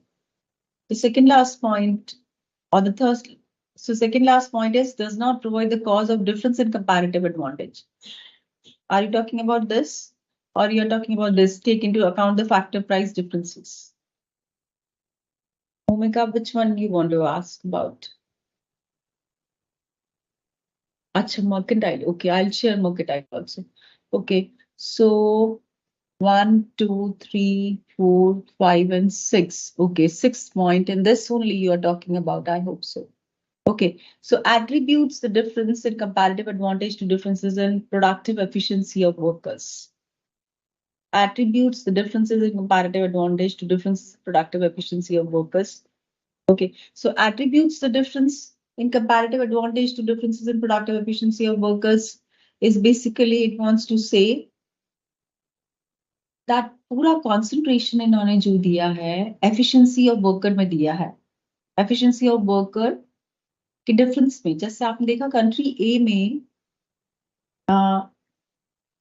1 unit of worker can produce worker in 1 hour can produce how much goods, how much cloth? 4 units, no? 4 units. और यहाँ पे it can produce in country B it can produce 2 units. So basically जो emphasis था, जो major importance दिया है, वो दिया है कि productive efficiency workers की differentiate करती है. in comparative cost. But modern theory में they have highlighted factor endowment पे emphasize किया, factor endowment के differences में. Factor endowment किस country में कितना labor है और किस country में कितना factors capital है. So they talk more about कि factor कितना है और comparative cost में आप बात कर रहे हो labor की efficiency कितनी है. That is why on the top you have seen, if you look at this, इसमें आप क्या देख रहे हो टॉप पे? It is written output per hour of labor. एक लेबर कितना आउटपुट जनरेट करता है पर आवर? अगर ज्यादा जनरेट करता है दैट मींस उसकी एफिशिएंसी हाई है. So this is the attribute which differentiates between country A and B on the basis of efficiency of labor. But factor endowment में we are talking about कि किसकी पास factors of labor ज्यादा है या capital ज्यादा है और उसका cost कितना है. Okay, Bhumika, so this is clear. Now mercantile theory. Okay, so mercantile theory, Darshan. Mercantile theory was mercantile is extreme. Extreme मतलब कि we will go for only exports. We will go for only exports and import को हम किसी भी तरह से कम करेंगे और almost minimize करेंगे. So mercantile theory was prior. Prior, what used to happen that सबसे valuable था gold. So countries wanted to have maximum gold. जैसे आप देखिए Britishers, when Britishers came to India, what they did, इन्होंने India में Indigo का production करवाया, cotton का प्रोडक्शन करवाया, all cash crops so that India में प्रोड्यूस करें और उसको यूएस में एंड ब्रिटेन में जाके उसका एक्सपोर्ट्स के through they can gain by selling in the international market. And because of that what they did, सारा गोल्ड इंडिया से चला गया in these countries. So what was happening in the past mercantile trade was that country's core objective was जितना ज्यादा आप gold collect कर सकते हैं उतना अच्छा है. एंड उसके लिए what they had to do, they had to go for exports. जितना आप एक्सपोर्ट करेंगे उतना आपको गोल्ड मिलेगा बिकॉज ट्रांजैक्शन तब डॉलर में नहीं होता था. It used to happen in precious currency like gold. So if you go for more exports, आपके पास more and more gold हो जाएगा. More gold हो जाएगा, that means you become rich. And you become rich, then in that case, other countries will borrow from you. So this is how mercantile trade was. Mercantile trade was that we should promote only exports.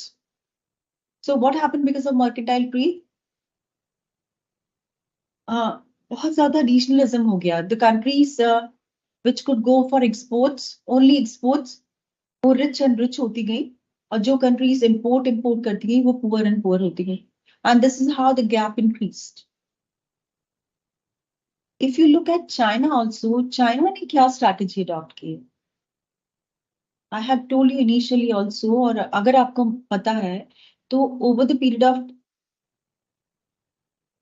Last 20 years, almost 2 decades, China has promoted exports. और अपनी currency को इतना डिवैल्यूएट उन्होंने कर दिया that people, if they want to go for imports were so expensive. So imports discourage हो गया, exports को उन्होंने promote किया through logistics, through supply chain, through excise duty benefits and others. And China became export hub to the world market. That is mercantilism. Imports को restrict करना, exports को promote करना, and believing in that country is meant only for exports. That is mercantilism too. Okay, so mercantilism was extreme. But what was the drawback of this? इसकी वजह से gold became very precious. और फिर later on gold को इन्होंने peg कर दिया dollar से. So dollar also became very precious. And to overcome this, later on, trade started with, इसमें आप देखिए प्रोडक्शन, इसमें कहीं भी कॉस्ट की बात नहीं करेंगे कंपैरेटिव कॉस्ट में. They are only talking in terms of production and number of hours. Heckscher-Ohlin theory took care about cost component. जहां पे उन्होंने फैक्टर्स ऑफ प्रोडक्शन की बात की, उसके पहले it was all about exchange of goods and services. So trade was not defined in terms of forex reserves. It was only decided on the basis of based on the concept of this currency came later, but this was core based on labor only, how many hours of labor reported. Okay, so this is how it works. Thank you, Darshan, for telling me that you got all the concept. That is the most important thing for a faculty कि आप बच्चों को सब कुछ समझ में आ जाए. बस that is most important. That's the core objective. So anything else you want to ask? So I'm through with this. If you want to ask something, I can share, explain you. Otherwise, I'll revise. कुछ पूछना है आपको? You can ask anything you want to ask. Any doubts if you have?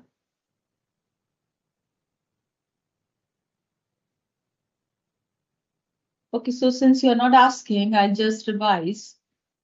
Okay, so that once you refer to, it becomes easy for you to understand. So how we started, हमने शुरू कहाँ से किया? We started with international trade. Why, what exactly is international trade? क्यों होता है international trade? Why countries go for international trade? उसके benefits क्या हैं? उसके limitations क्या हैं? Challenges क्या हैं?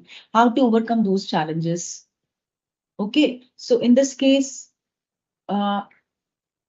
thanks, Bhumika. So this is about Manisha also. So basically, what we had shared, international trade में क्या होता है? The countries they go for, एक core factor है. When countries go for international trade, definitely countries benefit a lot. आप देखिए during COVID, we people could sustain.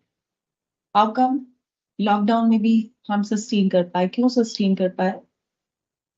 Meetings हुई, webinars हुए, seminars हुए, classes हुई, because of Zoom. Then later, Google Classroom started and other things started.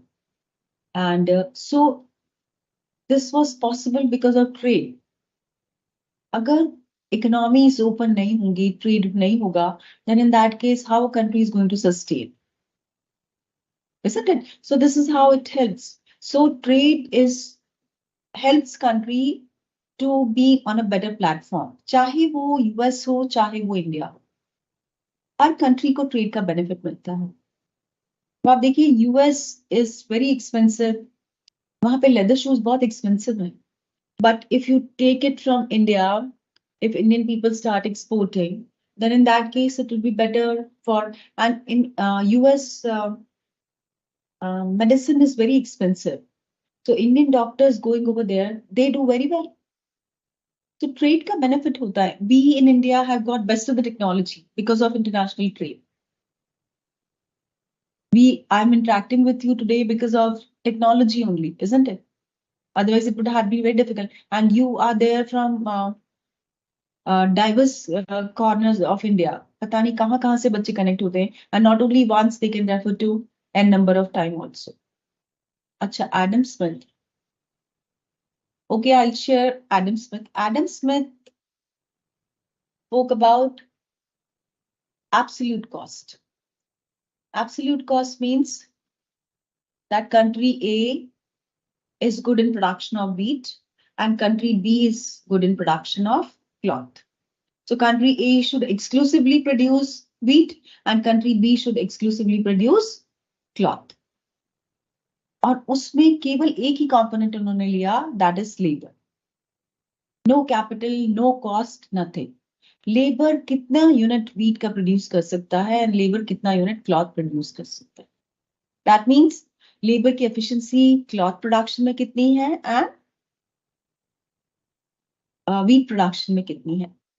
There are no barriers, कोई tariff barriers नहीं है, कोई टैरिफ रेस्ट्रिक्शंस नहीं है, कोई ट्रांसपोर्टेशन कॉस्ट नहीं है, लेबर की प्रोडक्टिविटी सेम रहेगी all through out.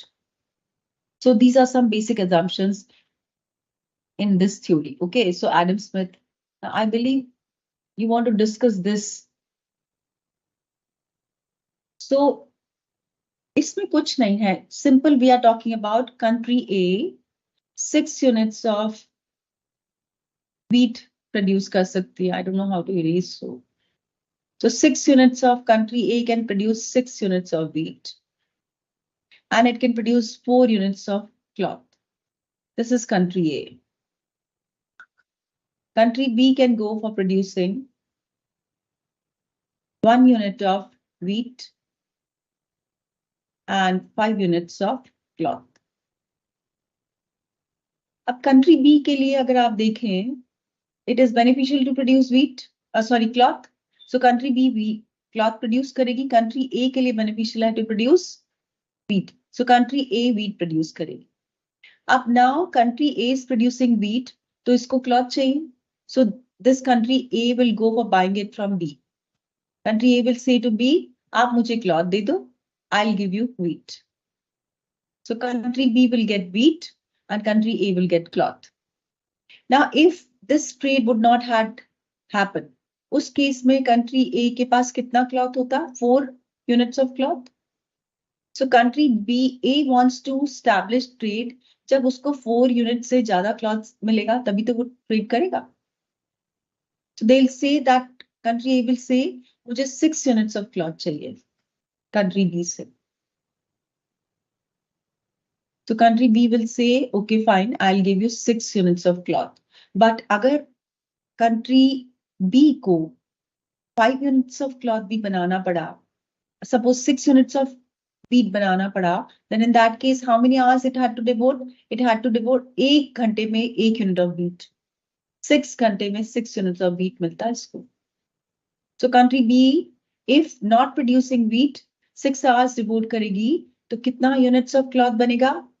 6 into 5, 30 units of cloth बनेगा. So B can make 30 units of cloth. उसको A को कितना देना है? It has to give only 6 units of cloth. और इसको wheat कितना मिलेगा? 6 units of wheat. But it can produce how many units of cloth? 30 units. 6 इसको दे दिया, तब भी इसके पास 24 units बचा cloth का. So rather than producing 24 units of cloth, what it can do? एक unit of 5 units of cloth वो 1 घंटे में प्रोड्यूस करता है, तो इसको आप 5 से डिवाइड कर दो. तो 24 divided by 5, that comes to 4.8 hours. मतलब B ने 4.8 hours बचा लिए by entering into this trade.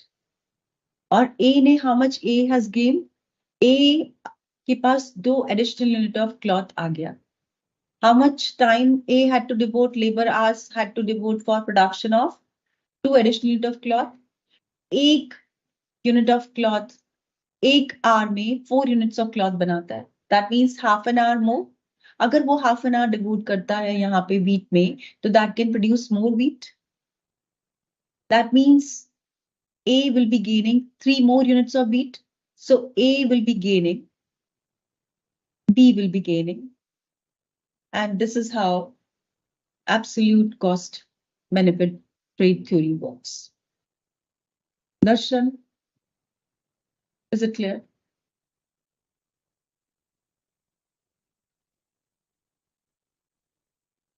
So gain आपको बता दिया दोनों का कितना होगा. And what is the thing you can take it from here? Absolute cost में दोनों countries gain करेंगी, but जरूरी नहीं है इसमें कि दोनों countries same gain करेंगी. आपने देखा B is gaining 4.8 hours, and in this case A is gaining only half an hour.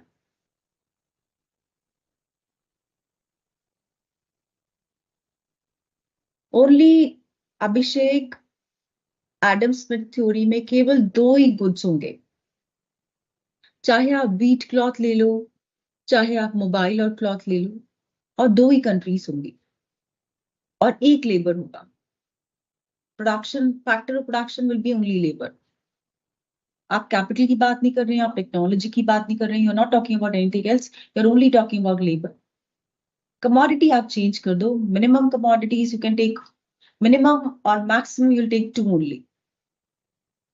Because अगर टू नहीं होंगी तो ट्रेड नहीं होगा. So two commodities and two countries. So only two commodities, two countries, and one factor. So 2 into 1 in the case of Adam Smith. Okay. Same as in the case of comparative cost also. David Ricardo में भी 2 into 1 ही है. But उसमें concept है opportunity cost का. इसमें concept है absolute cost का. That's the only difference between Adam Smith and Adam Smith constant cost, the absolute advantage, और उस केस में comparative cost. That's the only difference. Okay. So clear to all of you? That's it. Any other doubt? Any other doubt if you have, I can take it. Otherwise, we'll wind up.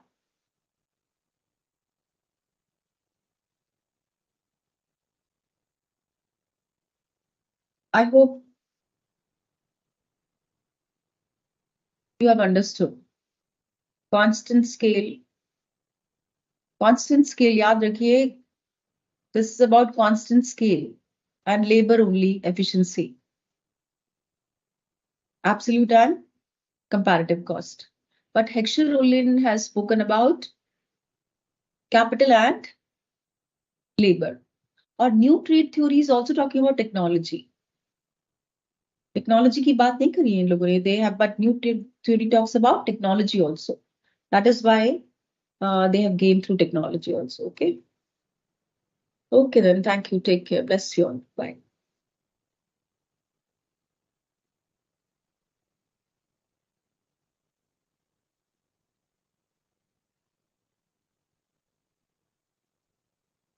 Okay then.